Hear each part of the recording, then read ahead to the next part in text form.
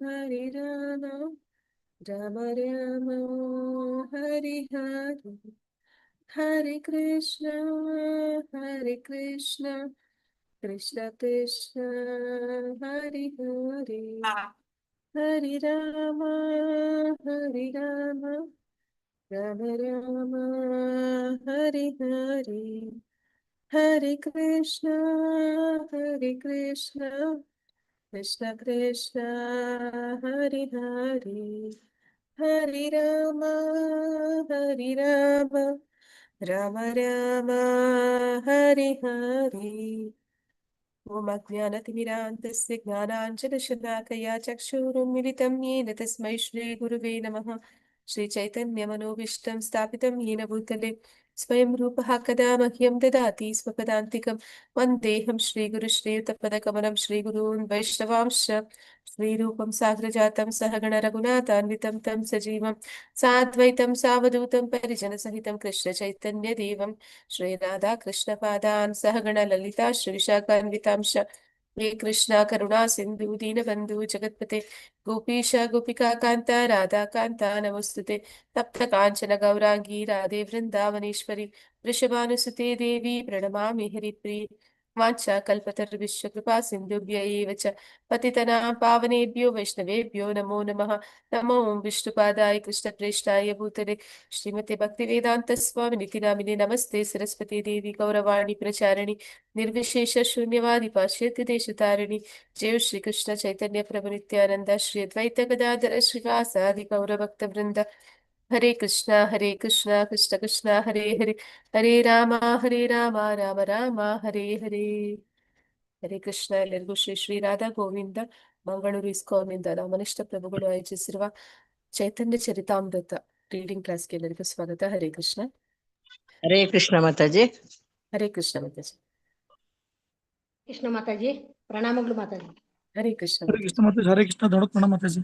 ಪ್ರಣಾಮ ಪ್ರಭುಜಿ. ಹರೇ ಕೃಷ್ಣ.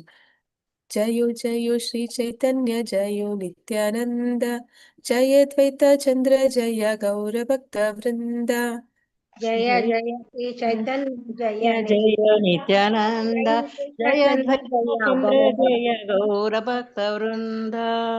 ಜಯೋ ಜಯೋ ಶ್ರೀ ಚೈತನ್ಯ ಜಯೋ ನಿತ್ಯಾನಂದ ಜಯ ದ್ವೈತ ಚಂದ್ರ ಜಯ ಗೌರ ಭಕ್ತ ವೃಂದ.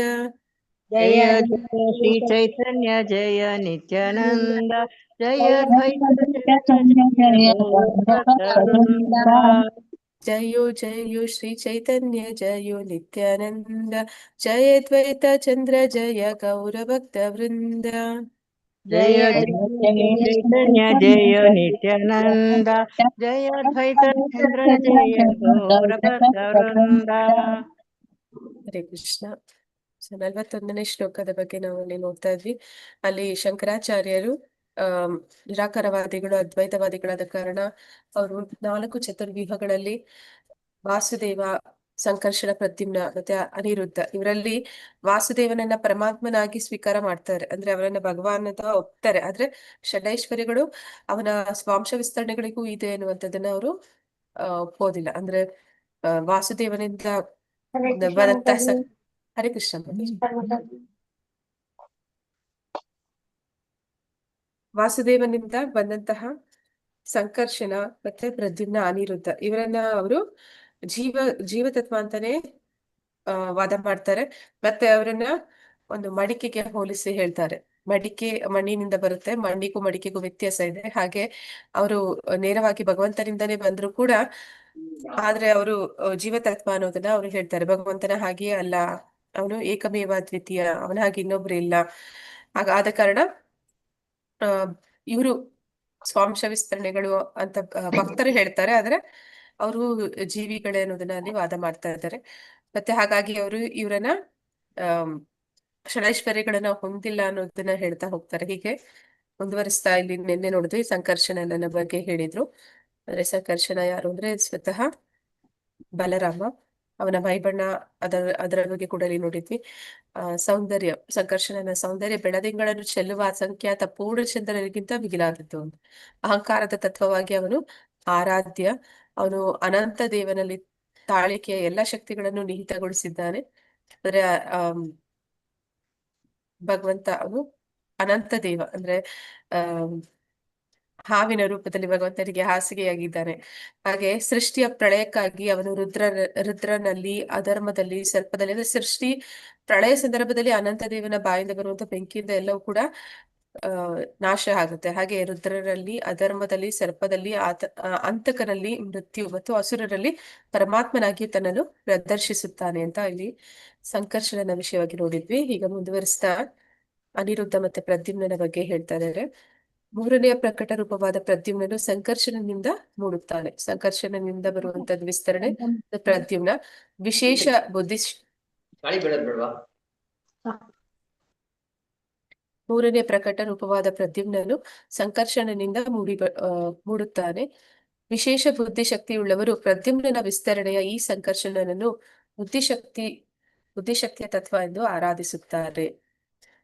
ಅಂದ್ರೆ ನಾವು ಈಗಾಗ್ಲೇ ನೋಡಿದ್ವಿ. ಅಂದ್ರೆ ಆ ವಾಸುದೇವ ಪರಮಾತ್ಮ, ಸಂಕರ್ಷಣ ಜೀವ, ಮತ್ತೆ ಇಲ್ಲಿ ಪ್ರದ್ಯುಮ್ನ ಒಂದು ಬುದ್ಧಿಶಕ್ತಿ ಅಂತ ಇಲ್ಲಿ ಕರಿತಾ ಇದ್ದಾರೆ, ಅಥವಾ ಇಂದ್ರಿಯಗಳು ಅಂತ ಕೂಡ ನೋಡಿದ್ವಿ. ನಂತರ ಅನಿರುದ್ಧ ಅಹಂಕಾರ ಅನ್ನುವಂಥದ್ದನ್ನ ಈಗ ಬುದ್ಧಿಶಕ್ತಿಯ ತತ್ವ ಅಂತ ಹೇಳ್ತಾ ಇದ್ದಾರೆ. ಐಶ್ವರ್ಯ ದೇವತೆಯು ಇಳಾವೃತ ವರ್ಷವೆಂಬ ಸ್ಥಳದಲ್ಲಿ ಸದಾ ಪ್ರದ್ಯುಮ್ನನ ಮಹಿಮೆಗಳನ್ನು ಸಂಕೀರ್ತನೆ ಮಾಡುತ್ತಿರುತ್ತಾಳೆ.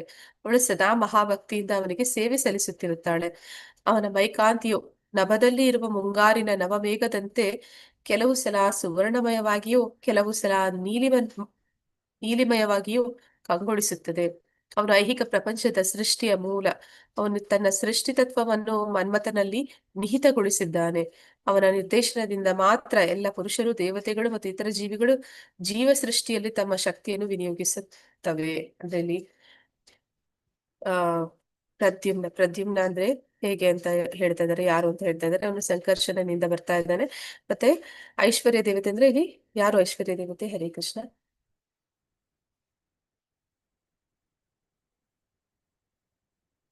ಲಕ್ಷ್ಮಿ ಅಲ್ವಾ? ಲಕ್ಷ್ಮೀ ಮಾತೆ. ಮಹಾಲಕ್ಷ್ಮಿ. ಮಹಾಲಕ್ಷ್ಮಿ.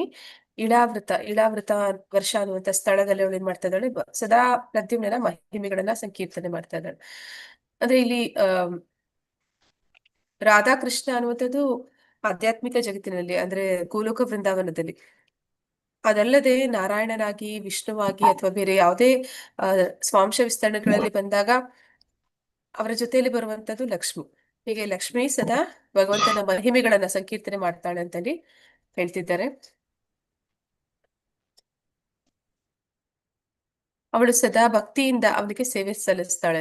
ಮತ್ತೆ ಅವನ ಮೈಕಾಂತಿ ಹೇಗೆ ಕಾಣಿಸ್ತಾನೆ ಪ್ರದ್ಯುಮ್ನ ಅಂತಂದ್ರೆ, ಅವನು ಆಕಾಶಕ್ಕೆ ಹೋಲಿಸ್ತಾ ಇದ್ದಾರೆ. ಅಂದ್ರೆ ಆಕಾಶದಲ್ಲಿ ಬೆಳಕು ಹೇಗೆ, ಅದು ಮೇಘ ಮುಂಜಾನೆ ಆದಾಗ ಏನಂತ ಹೇಳ್ತಾರೆ, ಪಿಂಕ್ ಕಲರ್ ಇರುತ್ತೆ, ಆಮೇಲೆ ಆರೆಂಜ್ ಕಲರ್ ಇರುತ್ತೆ, ಆ ತರ ಅಲ್ಲಿ ಅದರದ ಬಣ್ಣ ಬದಲಾಗುತ್ತಲ್ಲ, ಹಾಗೆ ಮುಂಗಾರಿನ ಮೇಘದಂತೆ ಕೆಲವು ಸಲ ಸುವರ್ಣಮಯವಾಗಿ ಅಂದ್ರೆ ಗೋಲ್ಡನ್ ಕಲರ್ ಅಲ್ಲಿ ಕಾಣಿಸ್ತಾನೆ. ಮತ್ತೆ ಕೆಲವೊಂದು ಸಲ ನೀಲಿಮಯವಾಗಿ, ಯಾವುದೇ ಮೋಡಗಳಿಲ್ಲದೆ ಇರುವಾಗ ಅದು ನೀಲಿ ಆಕಾಶ ಕಾಣುವ ಹಾಗೆ ಅವನ ಮೈಬಣ್ಣ ಅನ್ನುವಂಥದ್ದು ಇರುತ್ತೆ ಅನ್ನೋದನ್ನ ಇಲ್ಲಿ ಹೇಳ್ತಾ ಇದ್ದಾರೆ.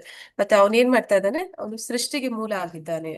ಅಂದ್ರೆ ಎಲ್ಲ ಸೃಷ್ಟಿಗೆ ಕಾರಣ ಆಗ್ತಾ ಇದ್ದಾನೆ ಅಂತ ಇಲ್ಲಿ ಹೇಳ್ತಾ ಇದ್ದಾರೆ. ಪುರುಷರು, ದೇವತೆಗಳು, ಜೀವಿಗಳು ಎಲ್ಲರೂ ಜೀವ ಸೃಷ್ಟಿಯಲ್ಲಿ ತಮ್ಮ ಶಕ್ತಿಯನ್ನ ವಿನಿಯೋಗಿಸುತ್ತವೆ, ಅದಕ್ಕೆ ಅವನು ಸಹಾಯ ಮಾಡ್ತಾ ಇದ್ದಾನೆ ಅನ್ನೋದನ್ನ ಇಲ್ಲಿ ಹೇಳ್ತಿದ್ದಾರೆ.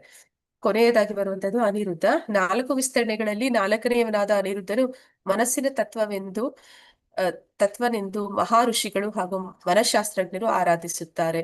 ಅವನ ಮೈಕಾಂತಿಯು ನೀಲ ಮೇಘದ ನೀಲಿಮ ಛಾಯೆಯಂತಿದೆ. ಅವನು ಬ್ರಹ್ಮಾಂಡದ ಪ್ರಕಟ ರೂಪದ ಪಾಲನೆಯಲ್ಲಿ ಮಗ್ನನಾಗಿ ಇರುತ್ತಾನೆ. ಅವನು ಧರ್ಮ, ಮನು ಮತ್ತು ದೇವತೆಗಳ ಪರಮಾತ್ಮ. ವೈದಿಕ ಧರ್ಮ ಗ್ರಂಥವಾದ ಮೋಕ್ಷ ಧರ್ಮವು ಸಮಸ್ತ ಮನಸ್ಸಿನ ದೇವತೆಯು ಪ್ರದ್ಯುಮ್ನ. ಅನಿರುದ್ಧನಾದರೂ ಸಮಸ್ತ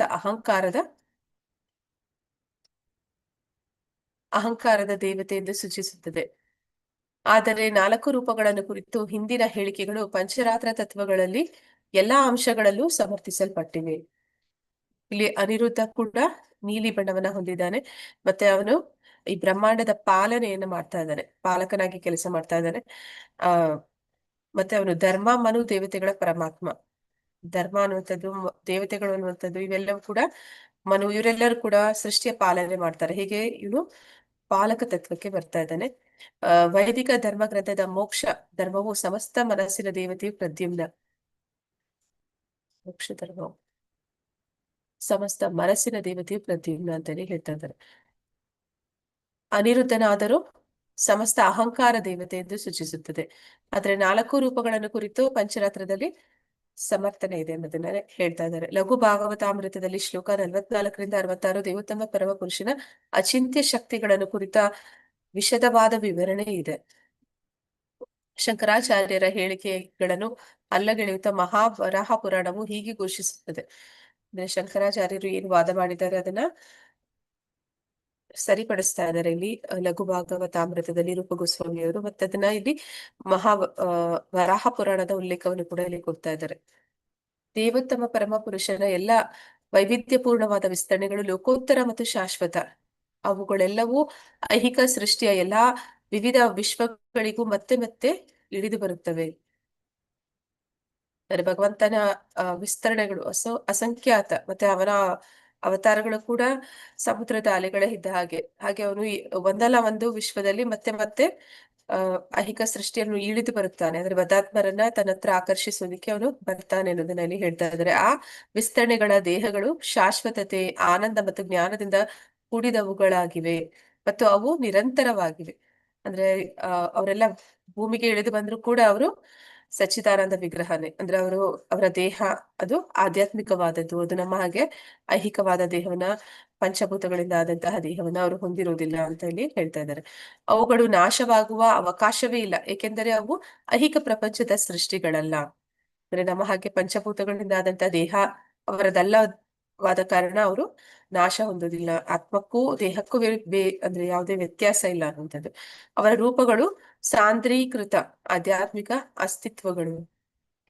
ಸದಾ ಎಲ್ಲ ಆಧ್ಯಾತ್ಮಿಕ ಗುಣಗಳಿಂದಲೂ ಪರಿಪೂರ್ಣವಾಗಿರುತ್ತವೆ.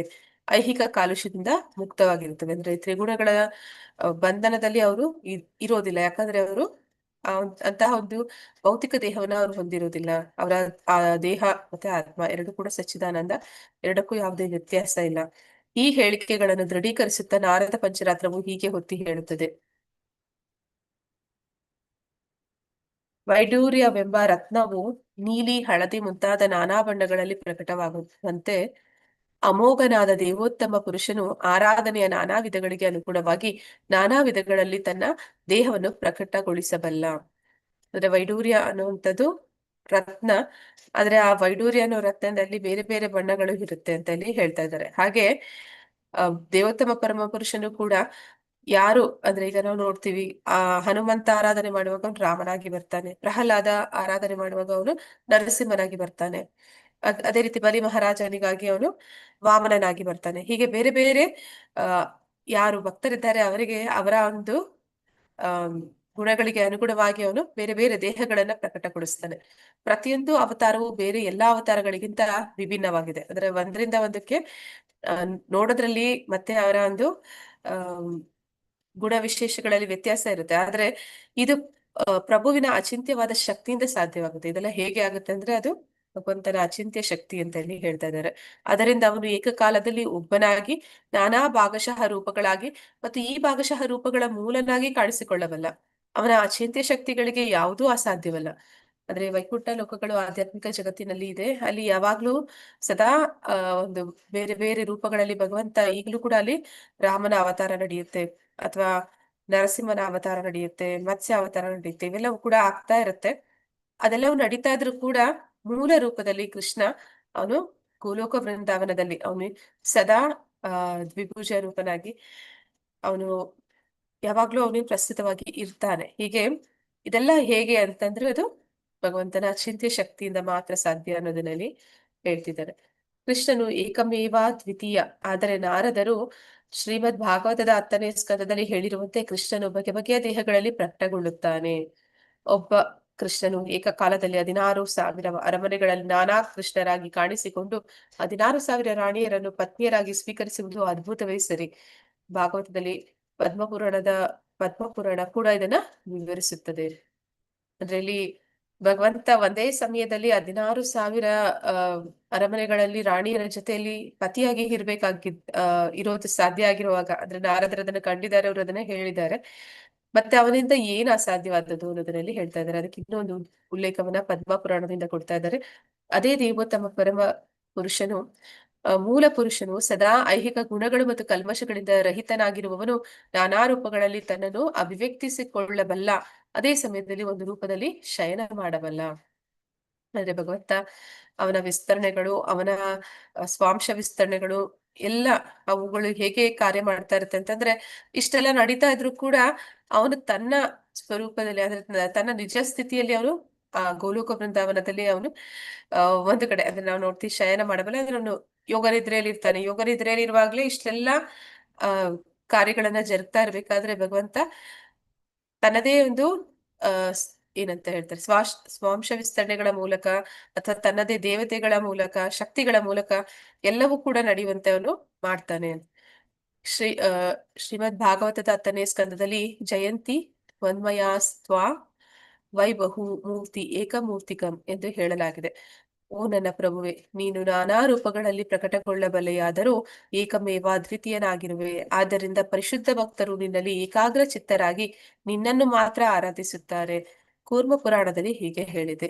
ಅಂದ್ರೆ ಭಗವಂತ ಅವನು ಒಬ್ಬನೇ, ಆದ್ರೂ ಕೂಡ ಆ ಪರಿಶುದ್ಧ ಭಕ್ತರು ಯಾರಿದ್ದಾರೆ ಅವರು ಭಗವಂತನನ್ನ ಸದಾ ಆರಾಧನೆ ಮಾಡ್ತಾ ಇರ್ತಾರೆ. ಅಂದ್ರೆ ಯಾರು ಶುದ್ಧ ಭಕ್ತರಿರ್ತಾರೆ ಅವರು ನೇರವಾಗಿ ಕೃಷ್ಣನನ್ನ ಆರಾಧನೆ ಮಾಡ್ತಾರೆ. ಅದನ್ನ ಮುಂದೆ ಹೇಳ್ತಾ ಇದ್ದಾರೆ. ಕೂರ್ಮ ಪುರಾಣದಲ್ಲಿ ಏನಂತ ಹೇಳಿದೆ ಅಂದ್ರೆ, ಪ್ರಭು ನಿರಾಕಾರನಾದರೂ ಆಕಾರವಂತ, ಅವನು ಭೂಮನಾದರೂ ಅಣುಸದೃಶ, ಅವನು ವರ್ಣರಹಿತನಾದರೂ ಶ್ಯಾಮಲ ವರ್ಣದವನು ಮತ್ತು ರಕ್ತವರ್ಣದ ಕಣ್ಣುಗಳು ಉಳ್ಳವನು. ಐಹಿಕ ಲೆಕ್ಕಾಚಾರದಿಂದ ನೋಡಿದರೆ ಇವು ಎಲ್ಲವೂ ವಿರೋಧಾಭಾಸವೆಂದು ತೋರಬಹುದು. ಅಂದ್ರೆ ಭಗವಂತ ಅವನಿಗೆ ಆಕಾರ ಇಲ್ಲ ಅನ್ನುವಂಥದ್ದು. ಆದ್ರೆ ಬ್ರಹ್ಮಜ್ಯೋತಿಯನ್ನ ಆರಾಧನೆ ಮಾಡುವವರಿಗೆ ಭಗವಂತ ನಿರಾಕಾರ, ಆದ್ರೆ ಭಗವಂತ ವಾಸ್ತವದಲ್ಲಿ ಸಾಕಾರ ರೂಪಿ. ಅಂದ್ರೆ ಅವನು ಶ್ಯಾಮಸುಂದರ ರೂಪವನ್ನ ಹೊಂದಿದ್ದಾನೆ. ಭೂಮನಾದರು ಅಂದ್ರೆ ಅವನು ಎಲ್ಲಾ ಬ್ರಹ್ಮಾಂಡವನ್ನ ಆವರಿಸ್ಕೊಂಡಿದ್ರು ಕೂಡ ಅಣು ಸದೃಶ, ಒಂದು ಅಣುವಿನಲ್ಲೂ ಕೂಡ ಇದ್ದಾನೆ, ವಿಭುವಾಗಿ ಕೂಡ ಇದ್ದಾನೆ. ಅವನು ವರ್ಣರಹಿತನಾದರು ಅಂದ್ರೆ ಅವನಿಗೆ ಬಣ್ಣಗಳಿಲ್ಲ ಅಂದ್ರೂ ಕೂಡ ಅವನು ಶ್ಯಾಮ ಸುಂದರ ಅಂದಾಗ ಶ್ಯಾಮಲ ವರ್ಣವನ್ನ ಹೊಂದಿದ್ದಾನೆ. ಮತ್ತೆ ಅವನ ಕಣ್ಣುಗಳು ರಕ್ತವರ್ಣ, ಕೆಂಪು ವರ್ಣದಿಂದ ಕೂಡಿದೆ ಅನ್ನೋದನ್ನಲ್ಲಿ ಹೇಳ್ತಾ ಇದ್ದಾರೆ. ಇದೆಲ್ಲವೂ ನೋಡುವಾಗ ವಿರೋಧಾಭಾಸ, ಅಂದ್ರೆ ಒಂದು ಹೌದು ಇನ್ನೊಂದು ಇಲ್ಲ ಅನ್ನೋ ರೀತಿಯಲ್ಲಿ ಅನಿಸ್ತಿರುತ್ತೆ. ಆದ್ರೆ ಇದೆಲ್ಲವೂ ಕೂಡ ಭಗವಂತನಿಗೆ ಮಾತ್ರ ಸಾಧ್ಯ. ಯಾಕೆಂದ್ರೆ ಅವನಲ್ಲಿ ಇರುವಂತಹ ಅಚಿಂತ್ಯ ಶಕ್ತಿಯಿಂದ ಅನ್ನೋದನ್ನಲ್ಲಿ ಹೇಳ್ತಾ ಇದ್ದಾರೆ. ಈ ಸಂಗತಿಗಳು ಅವನಲ್ಲಿ ಶಾಶ್ವತವಾಗಿ ಸಾಧ್ಯ ಎಂದು ಅಂಗೀಕರಿಸಬಹುದು. ನಮ್ಮ ಪ್ರಸ್ತುತ ಸ್ಥಿತಿಯಲ್ಲಿ ಆಧ್ಯಾತ್ಮಿಕ ಕಾರ್ಯಚಟುವಟಿಕೆಗಳನ್ನು ಅರ್ಥ ಮಾಡಿಕೊಳ್ಳಲಾರೆವು, ಅವು ಹೇಗೆ ಸಂಭವಿಸುತ್ತವೆ ಎಂದು ತಿಳಿಯಲಾರೆವು. ಅವು ಐಹಿಕ ಸಂದರ್ಭದಲ್ಲಿ ಅಚಿಂತ್ಯವಾದರೂ ಅವು ವಿರೋಧಾಭಾಸದ ಗ್ರಹಿಕೆಗಳೆಂದು ನಾವು ಅಲ್ಲಗೆಳೆಯಬಾರದು. ಅಂದ್ರೆ ಇದನ್ನ ನಮ್ಮ ಒಂದು ಐಹಿಕ ಇಂದ್ರಿಯಗಳ ಮೂಲಕ ಅದನ್ನ ನಾವು ಗ್ರಹಿಸೋದಕ್ಕೆ ಸಾಧ್ಯ ಆಗೋದಿಲ್ಲ ಅನ್ನೋ ಮಾತ್ರಕ್ಕೆ ಅದೆಲ್ಲವೂ ಕೂಡ ವಿರೋಧಾಭಾಸ ಅಥವಾ ಅವೆಲ್ಲವೂ ಕೂಡ ಊಹಾಪೋಹ ಅನ್ನುವಂಥದ್ದು, ಅದು ಸತ್ಯ ಅಲ್ಲ, ಕಾಲ್ಪನಿಕ ಅನ್ಕೊಳ್ಳುವಂಥದ್ದು, ಇದೆಲ್ಲವೂ ಕೂಡ ಮಾಡಬಾರದು ಅನ್ನೋದನ್ನಲ್ಲಿ ಹೇಳ್ತಾ ಇದ್ದಾರೆ. ಕಣ್ಣಿಗೆ ಕಾಣುವಂತೆ ಕಣ್ಣಿಗೆ ಕಾಣುವಂತೆ ಅದು ಅಚಿಂತ್ಯವಾದರೂ ಎಲ್ಲಾ ವಿರುದ್ಧ ಅಂಶಗಳನ್ನು ಸಮನ್ವಯಗೊಳಿಸುವುದು ಪರಾತ್ಪರರಿಗೆ ತೀರಾ ಸುಗಮ.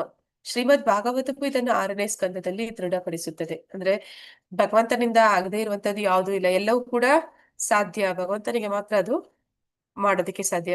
ಯಾವುದು ವಿರೋಧಾಭಾಸ ಆಗಿರ್ಬೋದು ಅಥವಾ ಇನ್ನೇನೇ ಆಗಿರ್ಬೋದು, ಅದ್ಭುತವಾದ ಕಾರ್ಯಗಳಿರ್ಬೋದು, ಅದೆಲ್ಲವನ್ನು ಕೂಡ ಭಗವಂತನಲ್ಲದೆ ಬೇರೆ ಯಾರು ಮಾಡೋದಕ್ಕೆ ಸಾಧ್ಯ ಇಲ್ಲ. ಓ ನನ್ನ ಪ್ರಭುವೆ, ನಿನ್ನ ದಿವ್ಯ ಲೀಲೆಗಳು ಮತ್ತು ಸುಖ ಭೋಗಗಳು ಎಲ್ಲಾ ಅಚಿಂತ್ಯವಾಗಿ ತೋರುತ್ತಿವೆ, ಏಕೆಂದರೆ ಅವು ಐಹಿಕ ಚಿಂತನೆಯ ಕಾರಣ ಕಾರ್ಯಗಳಿಂದ ನಿಯಂತ್ರಿತವಾಗಿಲ್ಲ. ದೈಹಿಕ ಕೆಲಸ ಮಾಡದೆ ನೀನು ಪ್ರತಿಯೊಂದನ್ನು ಮಾಡಬಲ್ಲೆ. ಪರಮಸತ್ಯನು ನಾನಾ ಬಗೆಯ ಶಕ್ತಿಗಳನ್ನು ಹೊಂದಿದ್ದಾನೆ ಮತ್ತು ಏನನ್ನೂ ವೈಯಕ್ತಿಕವಾಗಿ ಅವನು ಮಾಡಬೇಕಾದ ಅವಶ್ಯಕತೆ ಇಲ್ಲ ಎಂದು ವೇದಗಳು ಹೇಳುತ್ತವೆ. ಅಂದ್ರೆ ಭಗವಂತ ಅವನು ಯೋಗ ನಿದ್ರೆಯಲ್ಲಿ ಇರುವಾಗ ತಾನು ನಿದ್ದೆ ಮಾಡ್ತಿದ್ರು ಕೂಡ ಎಲ್ಲ ಹೇಗೆ ನಡೀತಿದೆ, ಎಲ್ಲಾ ಕೆಲಸಗಳು ಹೇಗೆ ಆಗ್ತಾ ಇದೆ ಅಂದ್ರೆ ಅದು ಭಗವಂತನ ಅಚಿಂತ್ಯ ಶಕ್ತಿಯಿಂದ ಮಾತ್ರ ಸಾಧ್ಯ ಆಗುತ್ತೆ.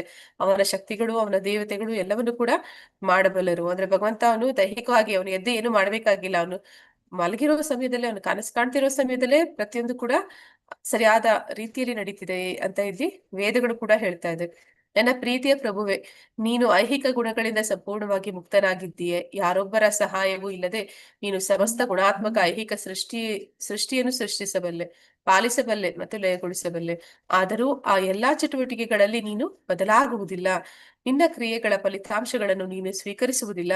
ಆದರೆ ಸಾಧಾರಣ ಅಸುರರು ಮತ್ತು ದೇವತೆಗಳಾದರೂ ಐಹಿಕ ಪ್ರಪಂಚದಲ್ಲಿ ತಮ್ಮ ಕ್ರಿಯೆಗಳ ಪ್ರತಿಕ್ರಿಯೆಗಳಿಂದ ನರಳುತ್ತಾರೆ ಅಥವಾ ಸುಖ ಸುಖೋಪಭೋಗ ಬಯಸುತ್ತಾರೆ ಭೋಗಿಸುತ್ತಾರೆ. ಕ್ರಿಯೆಯ ಪ್ರತಿಕ್ರಿಯೆಗಳಿಂದ ಬಾಧಿತನಾಗದೆ ನೀನು ನಿನ್ನ ಪೂರ್ಣ ಆಧ್ಯಾತ್ಮಿಕ ಶಕ್ತಿಯೊಡನೆ ಶಾಶ್ವತವಾಗಿ ಅಸ್ತಿತ್ವದಲ್ಲಿ ಇರುತ್ತೀಯೇ. ಇದನ್ನು ನಾವು ಪೂರ್ಣವಾಗಿ ಅರ್ಥ ಮಾಡಿಕೊಳ್ಳಲಾರೆವು. ಅಂದ್ರೆ ಇಲ್ಲಿ ಏನಂತ ಹೇಳ್ತಾರೆ ಅಂದ್ರೆ, ಅಕರ್ಮದಲ್ಲಿ ಕರ್ಮ, ಕರ್ಮದಲ್ಲಿ ಅಕರ್ಮ ಅಂತ ಭಗವದ್ಗೀತೆಯಲ್ಲಿ ಬರುತ್ತೆ. ಅಂದ್ರೆ ವಾಸ್ತವದಲ್ಲಿ ಜೀವಾತ್ಮನು ಏನನ್ನು ಮಾಡೋದಿಲ್ಲ, ಅವನು ಇಚ್ಛೆ ಪಡ್ತಾನಷ್ಟೇ. ಆದ್ರೆ ಅವನು ಇಚ್ಛಿಸಿದನ್ನ ನೆರವೇರಿಸುವಂತದ್ದು ಪರಮಾತ್ಮನ ಒಂದು ಅನುಮತಿಯಿಂದ. ಆದ್ರೆ ಅದನ್ನ ಮಾಡುವಂತದ್ದು ಯಾರು ಅಂತಂದ್ರೆ ಪ್ರಕೃತಿಯ ಗುಣಗಳು.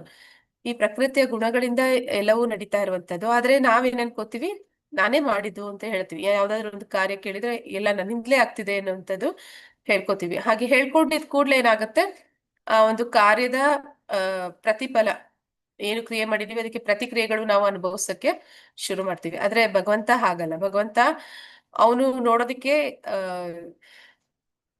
ಅಂದ್ರೆ ಯೋಗ ನಿದ್ರೆಯಲ್ಲಿ ಅವನು ಅರೆ ಕಣ್ಣು ಮುಚ್ಚಿದ ಹಾಗೆ ಅವನು ಮಲಗಿದ ಹಾಗಿದ್ದಾನೆ. ಆದ್ರೆ ಎಲ್ಲ ಪ್ರತಿ ಒಂದು ಏನೆಲ್ಲಾ ನಡೀತಿದೆ ಈ ಸೃಷ್ಟಿಯಲ್ಲಿ, ಅಣು ರೇಣು ತೃಣಕಾಷ್ಟ ಪ್ರತಿಯೊಂದು ಅವನಿಂದಲೇ ನಡೀತಾ ಇರುವಂತದ್ದು.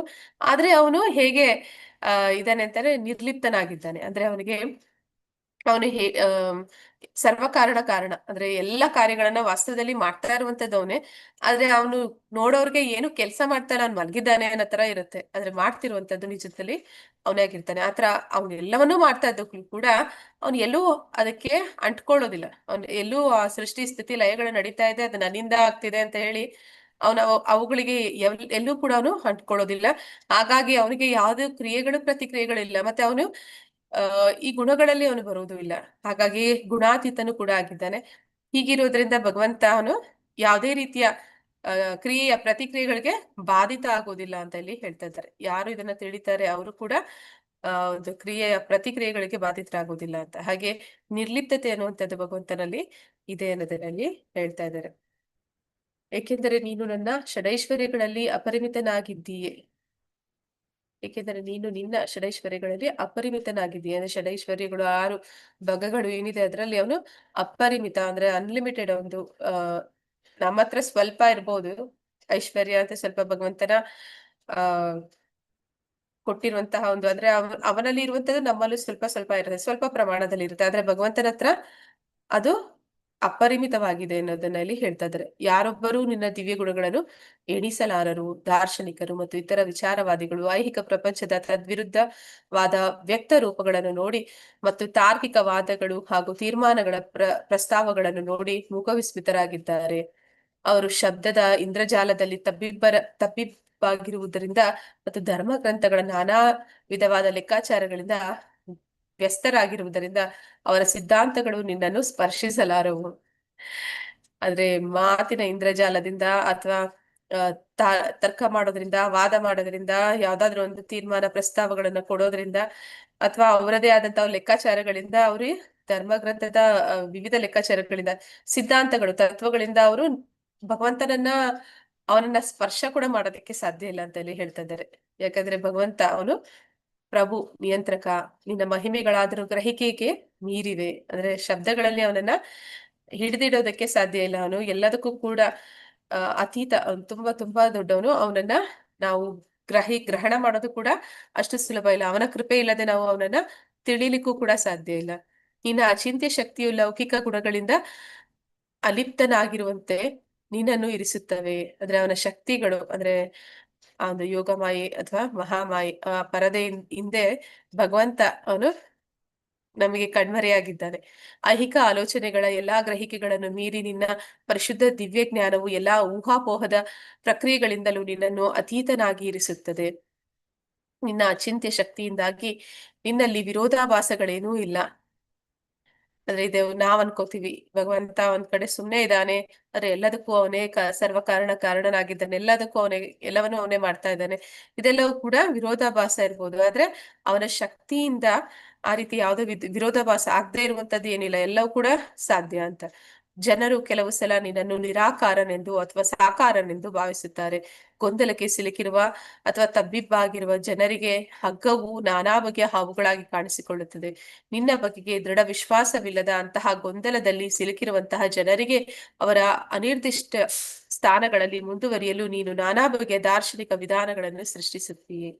ಅಂದ್ರೆ ಭಗವಂತ ಏನ್ ಮಾಡ್ತಾ ಇದ್ದಾನೆ ಅಂತಂದ್ರೆ ಅವನನ್ನ ಈ ಒಂದು ಆಧ್ಯಾತ್ಮಿಕ ಆ ಪ್ರಯಾಣದಲ್ಲಿ ಬರುವಂತಹ ಸಾಕ್ಷಾತ್ಕಾರಗಳು 3 ರೀತಿ ಅಂತ ಹೇಳ್ತೀವಿ. ಅದರಲ್ಲಿ ಪ್ರಥಮವಾಗಿ ನಿರಾಕಾರ ಅಂದ್ರೆ ಬ್ರಹ್ಮಜ್ಯೋತಿ ಒಂದು ಸಾಕ್ಷಾತ್ಕಾರವನ್ನು ಮಾತ್ರ, ಒಂದು ಆಂಶಿಕ ಸಾಕ್ಷಾತ್ಕಾರವನ್ನು ಪಡೆದಂತವ್ರು ಅವರಿಗೆ ಆಕಾರ ಇಲ್ಲ ಅಂತ ಹೇಳ್ತಾರೆ.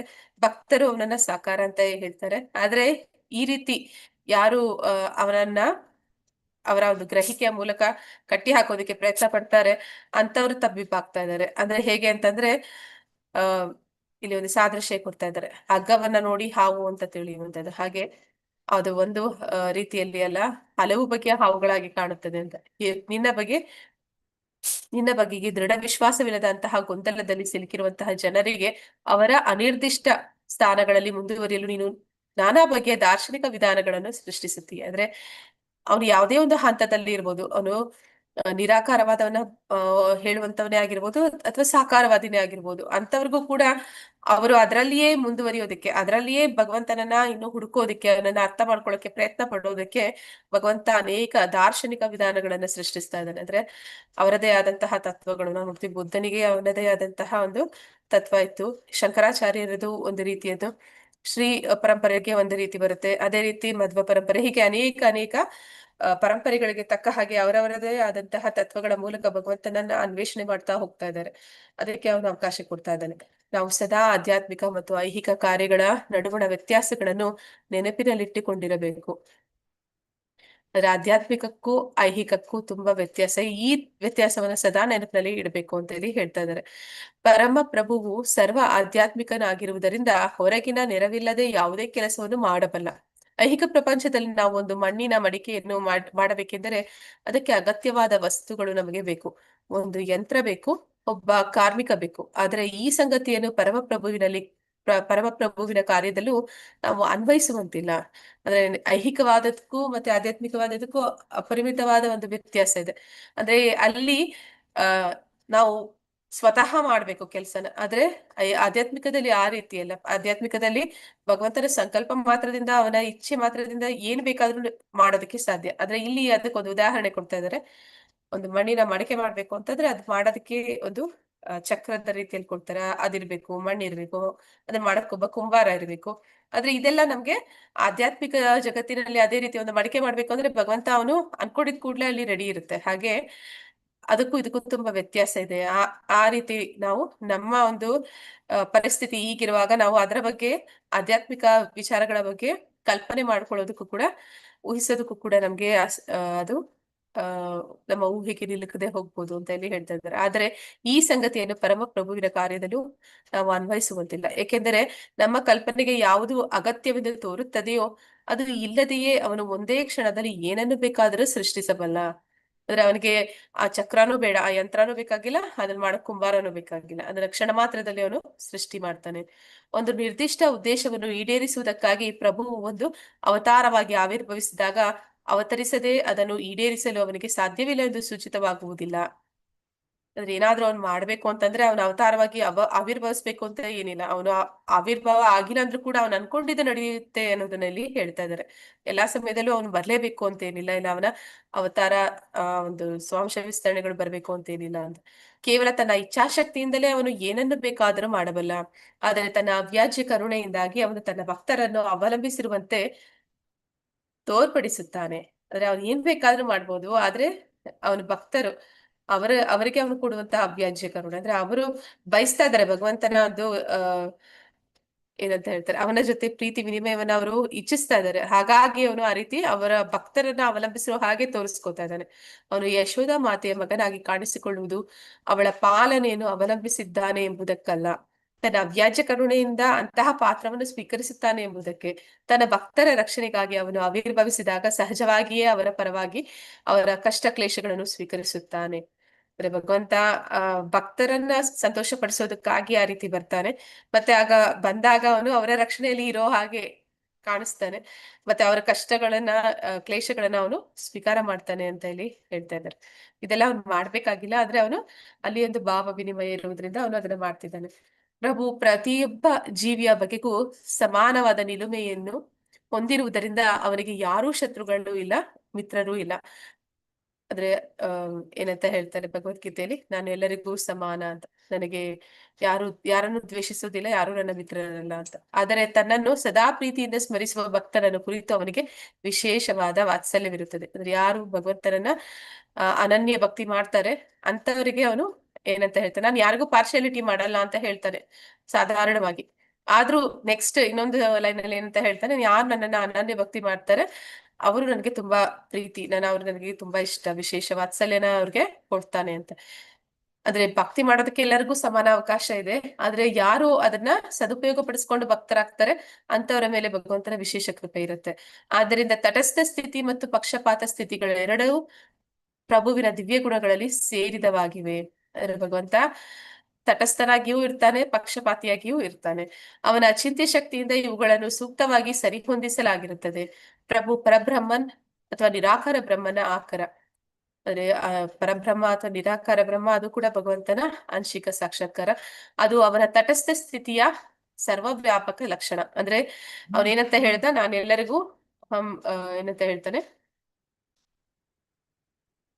ಎಲ್ಲಾ ಜೀವಿಗಳಿಗೂ ನಾನು ಸಮಾನವಾಗಿ ಇರ್ತೇನೆ, ನನಗೆ ಶತ್ರು ಇಲ್ಲ, ಮಿತ್ರ ಇಲ್ಲ ಅಂತ ಹೇಳುವಂಥದ್ದು ಅದು ಯಾವ ಸ್ಥಿತಿಯಲ್ಲಿ ಅಂತಂದ್ರೆ ಆ ಒಂದು ತಟಸ್ಥ ಸ್ಥಿತಿ. ಅದನ್ನ ಇಲ್ಲಿ ನಿರಾಕಾರ ಬ್ರಹ್ಮನ ಆಕಾರ ಅಂತ ಹೇಳಿ ಹೇಳ್ತಾ ಇದ್ದಾರೆ, ಸರ್ವವ್ಯಾಪಕ ಲಕ್ಷಣ.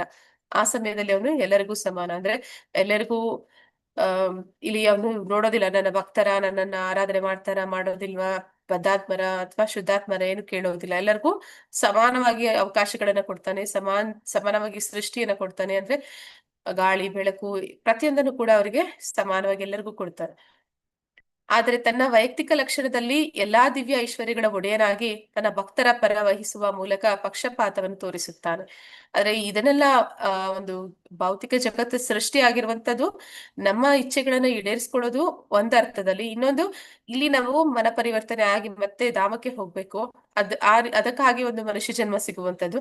ಅದರ ಒಂದು ಸದುಪಯೋಗ ಪಡಿಸ್ಕೊಂಡವ್ರಿಗೆ ಭಗವಂತ ಪಕ್ಷಪಾತ ಮಾಡ್ತಾನೆ, ಅವರಿಗೆ ಅವನು ಅವರ ಕೈಗೊಂಬೆ ಆಗ್ತಾನೆ, ಅವರನ್ನ ತನ್ನ ಹೆಚ್ಚು ಪ್ರೀತಿಸ್ತಾನೆ.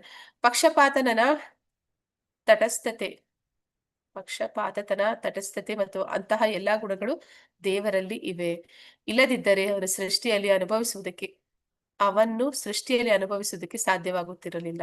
ಅವನು ಸಮಸ್ತ ಅನುಭವನಾದ್ದರಿಂದ ಪರಾತ್ಪರನಲ್ಲಿ ಎಲ್ಲಾ ವಿಷಯಗಳು ಓರಣವಾಗಿ ಹೊಂದಿಕೊಳ್ಳುತ್ತವೆ. ಐಹಿಕ ಪ್ರಪಂಚದಲ್ಲಿ ಅಂತಹ ಗುಣಗಳನ್ನು ವಕ್ರ ರೀತಿಯಲ್ಲಿ ಪ್ರದರ್ಶಿಸಲಾಗುತ್ತದೆ. ಅಂದ್ರೆ ಇಲ್ಲಿ ಐಹಿಕ ಜಗತ್ತಿನಲ್ಲಿ ಪಕ್ಷಪಾತ ಅಂತಂದ್ರೆ ಪಾರ್ಶಿಯಾಲಿಟಿ ಮಾಡ್ತಾರೆ, ಅಂದ್ರೆ ಒಬ್ರಿಗೆ ಒಂದು ಮಾಡ್ತಾರೆ ಅನ್ನುವಂಥದ್ದು ಅದು ತುಂಬಾ ಬೇಜಾರು ಕೊಡುವಂತ ವಿಷಯ ಆಗುತ್ತೆ. ಆದ್ರೆ ಇಲ್ಲಿ ಭಗವಂತ ಅದನ್ನ ಮಾಡ್ತಾನೆ ಅಂತಂದಾಗ ಅದು ಸರಿಯಾದ ರೀತಿಯಲ್ಲಿ ಅವನು ಮಾಡ್ತಾನೆ. ಆದ್ದರಿಂದ ನಾವು ಯಾಕೆ ಆ ರೀತಿ ಅಂತಂದ್ರೆ, ಯಾರು ಭಕ್ತರಿರ್ತಾರೆ ಅವರು ಭಗವಂತನ ಧಾಮಕ್ಕೆ ಹೋಗೋದಕ್ಕೆ ಅರ್ಹರಾಗಿರ್ತಾರೆ, ಅವರನ್ನ ಅವನು ತಗೋತಾನೆ ತನ್ನ ಹತ್ರಕ್ಕೆ. ಯಾರು ಇನ್ನೂ ಪಕ್ವ ಆಗಿಲ್ಲ ಅಂತವ್ರನ್ನ ಇಲ್ಲಿಯೇ ಬಿಡ್ತಾನೆ. ಇದು ಪಕ್ಷಪಾತ ಅಂತ ಹೇಳೋದಕ್ಕೆ ಸಾಧ್ಯ ಇಲ್ಲ, ಯಾಕೆ ಅಂದ್ರೆ ಅವ್ರಿನ್ನ ಸರಿಪಡಿಸ್ಕೊಳ್ಳುವಂತದಕ್ಕೆ ಅವ್ರಿಗೆ ಇನ್ನೂ ಅವಕಾಶಗಳು ಕೂಡ ಇರುತ್ತೆ. ಮತ್ತೆ ಅವರು ಇನ್ನೂ ಆ ಒಂದು ಸ್ಥಿತಿಗೆ ಇನ್ನ ಬಂದಿಲ್ಲ ಅನ್ನೋ ಕಾರಣಕ್ಕಾಗಿ, ಅಂದ್ರೆ ಅವರವರಿಗೆ ತಕ್ಕ ಹಾಗೆ, ಅಂದ್ರೆ ಶಾಲೆಯಲ್ಲಿ ಯಾರಾದ್ರೂ ಟೀಚರ್ ಪಾಠ ಮಾಡ್ತಾರಂದ್ರೆ ಅಲ್ಲಿ ಎಲ್ಲಾ ರೀತಿಯ ಮಕ್ಕಳು ಇರ್ತಾರೆ. ಅಂದ್ರೆ ಕೆಲವರು ಹೇಳಿದನ ಕೂಡಲೇ ಗ್ರಹಿಸುವವರು ಇರ್ತಾರೆ, ಕೆಲವರು ಇನ್ನೂ ಸಮಯ ತಗೊಳ್ಳುವಂತವ್ರು ಇರ್ತಾರೆ. ಹಾಗಾಗಿ ಅಲ್ಲಿ ಪಕ್ಷಪಾತ ಮಾಡ್ತಾರೆ ಅಂತ ಹೇಳೋದಕ್ಕೆ ಸಾಧ್ಯ ಇಲ್ಲ. ಅವರವರ ಒಂದು ಶ್ರಮ ಅಥವಾ ಅವರವರ ಬುದ್ಧಿಶಕ್ತಿಗೆ ಅನುಗುಣವಾಗಿ ಅವರು ಅದನ್ನ, ಅಂದ್ರೆ ಹರಿಯುವ ನದಿಯಲ್ಲಿ ನೀರನ್ನ ಯಾವ ಪಾತ್ರೆಯಲ್ಲಿ ನಾವು ಎತ್ಕೋತೀವಿ ಅನ್ನೋದ್ರ ಮೇಲೆ ಇರುತ್ತೆ. ಅಂದ್ರೆ ಎಷ್ಟು ಶ್ರಮ ಪಟ್ಟಿದನ್ನ ಪಡ್ಕೊಳ್ಳೋಕೆ ಪ್ರಯತ್ನ ಪಡ್ತೀವಿ ಅಂತ. ನಾವು ಚೊಂಬಿನಲ್ಲಿ ಎತ್ತಿದ್ರೆ ಅಷ್ಟು, ಲೋಟದಲ್ಲಿ ಎತ್ತಿದ್ರೆ ಅಷ್ಟು, ಅಥವಾ ನಾವು ಏನಂತ ಹೇಳ್ತಾರೆ ಮೋಟರ್ ಹಾಕಿ ನಾವು ಟ್ಯಾಂಕ್ ತುಂಬಿಸಿದ್ರೆ ಅಷ್ಟು. ಹಾಗೆ ಭಗವಂತನ ಭಕ್ತಿ ಮತ್ತೆ ಅವಕಾಶಗಳು ಕೂಡ ಎಲ್ಲರಿಗೂ ಸಮಾನವಾಗಿ ಕೊಟ್ಟಾಗ ಅದನ್ನ ಯಾರ್ಯಾರು ಎಷ್ಟೆಷ್ಟು ಸ್ವೀಕಾರ ಮಾಡ್ತಾರೆ ಅದಕ್ಕೆ ತಕ್ಕ ಹಾಗೆ ಅವ್ರಿಗೆ ಫಲಗಳು ಸಿಗುತ್ತೆ. ಇದನ್ನ ಪಕ್ಷಪಾತ ಅಂತ ಹೇಳೋದಕ್ಕೆ ಸಾಧ್ಯ ಇಲ್ಲ. ಆದ್ದರಿಂದ ನಾವು ಅದ್ವೈತವನ್ನು ವಕ್ರಕಲ್ಪನೆಯಾಗಿ ಪರಿಭಾವಿಸುತ್ತೇವೆ.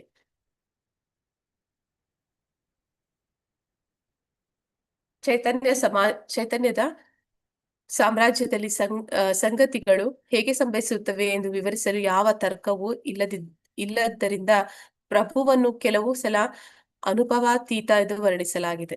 ಅಂದ್ರೆ ಅವನನ್ನ ನಾವು ಅರ್ಥ ಮಾಡ್ಕೊಳ್ಳಕ್ಕೆ ಸಾಧ್ಯ ಆಗೋದಿಲ್ಲ, ಹಾಗಾಗಿ ನಾವು ಅವನನ್ನ ಅನುಭವಕ್ಕೆ ಸಿಕ್ಕದೇ ಇರುವಂತವನು ಅಂತ ಹೇಳಿ ಹೇಳ್ತಾ ಇದ್ದಾರೆ. ಆದ್ರೆ ನಾವು ಪ್ರಭುವಿನ ಅಚಿಂತ್ಯ ಗುಣವನ್ನು ಕೇವಲ ಒಪ್ಪಿಕೊಂಡರೆ ಸಾಕು, ಅವನೊಡನೆ ಎಲ್ಲಾ ಸಂಗತಿಗಳನ್ನು ಸರಿ ಹೊಂದಿಸಬಹುದು. ಆದ್ರೆ ಭಗವಂತ ಅನುಭವಕ್ಕೆ ಸಿಗದೇ ಇರಬಹುದು, ಆದ್ರೆ ಅವನ ಅಚಿಂತ್ಯ ಗುಣಗಳನ್ನ ಒಪ್ಕೊಂಡ್ರೆ ಸಾಕು, ಅವ್ನ್ ಭಗವಂತನಿಂದ ಎಲ್ಲವೂ ಸಾಧ್ಯ ಅನ್ನೋದನ್ನ ತಿಳ್ಕೊಂಡ್ರೆ ಸಾಕು ಅಂತೇಳಿ ಹೇಳ್ತಾ ಇದ್ದಾರೆ. ಭಕ್ತರಲ್ಲದವರು ಪ್ರಭುವಿನ ಅಚಿಂತ್ಯ ಶಕ್ತಿಯನ್ನು ಅರ್ಥ ಮಾಡಿಕೊಳ್ಳಲಾರರು. ಯಾರು ಪ್ರಾಯೋಗಿಕವಾಗಿ ಅವನನ್ನ ಅರ್ಥ ಮಾಡ್ಕೊಳ್ಳೋಕೆ ಪ್ರಯತ್ನ ಮಾಡ್ತಾರೆ ಅಂತವ್ರು ಅವನ ಅಚಿಂತ್ಯ ಶಕ್ತಿಯನ್ನ ತಿಳ್ಕೊಳ್ಳಿಕ್ಕೆ ಸಾಧ್ಯ ಆಗೋದಿಲ್ಲ. ತತ್ಪರಿಣಾಮವಾಗಿ ಅವರಿಗೆ ಅವನು ಗ್ರಹಣಶೀಲ ಅಭಿವ್ಯಕ್ತಿಯ ಪರಿಧಿಗಿಂತ ಎಷ್ಟೋ ದೂರದಲ್ಲಿ ಇದ್ದಾನೆ. ಅಂದ್ರೆ ಅವರಿಗೆ ಅವನು ತುಂಬಾ ದೂರ. ಅವನ ಆ ರೀತಿ ಅಚಿಂತ್ಯ ಶಕ್ತಿಗಳನ್ನ ಯಾರು ನಂಬೋದಿಲ್ಲ ಅಂತವ್ರಿಗೆ ಅವನು ಅವರ ಗ್ರಹಣ ಶಕ್ತಿ ಅಂದ್ರೆ ಅವರ ಒಂದು ಅನುಭವಕ್ಕೆ ಅವನು ತುಂಬಾ ದೂರದಲ್ಲಿ ಇರ್ತಾನೆ. ಬ್ರಹ್ಮಸೂತ್ರದ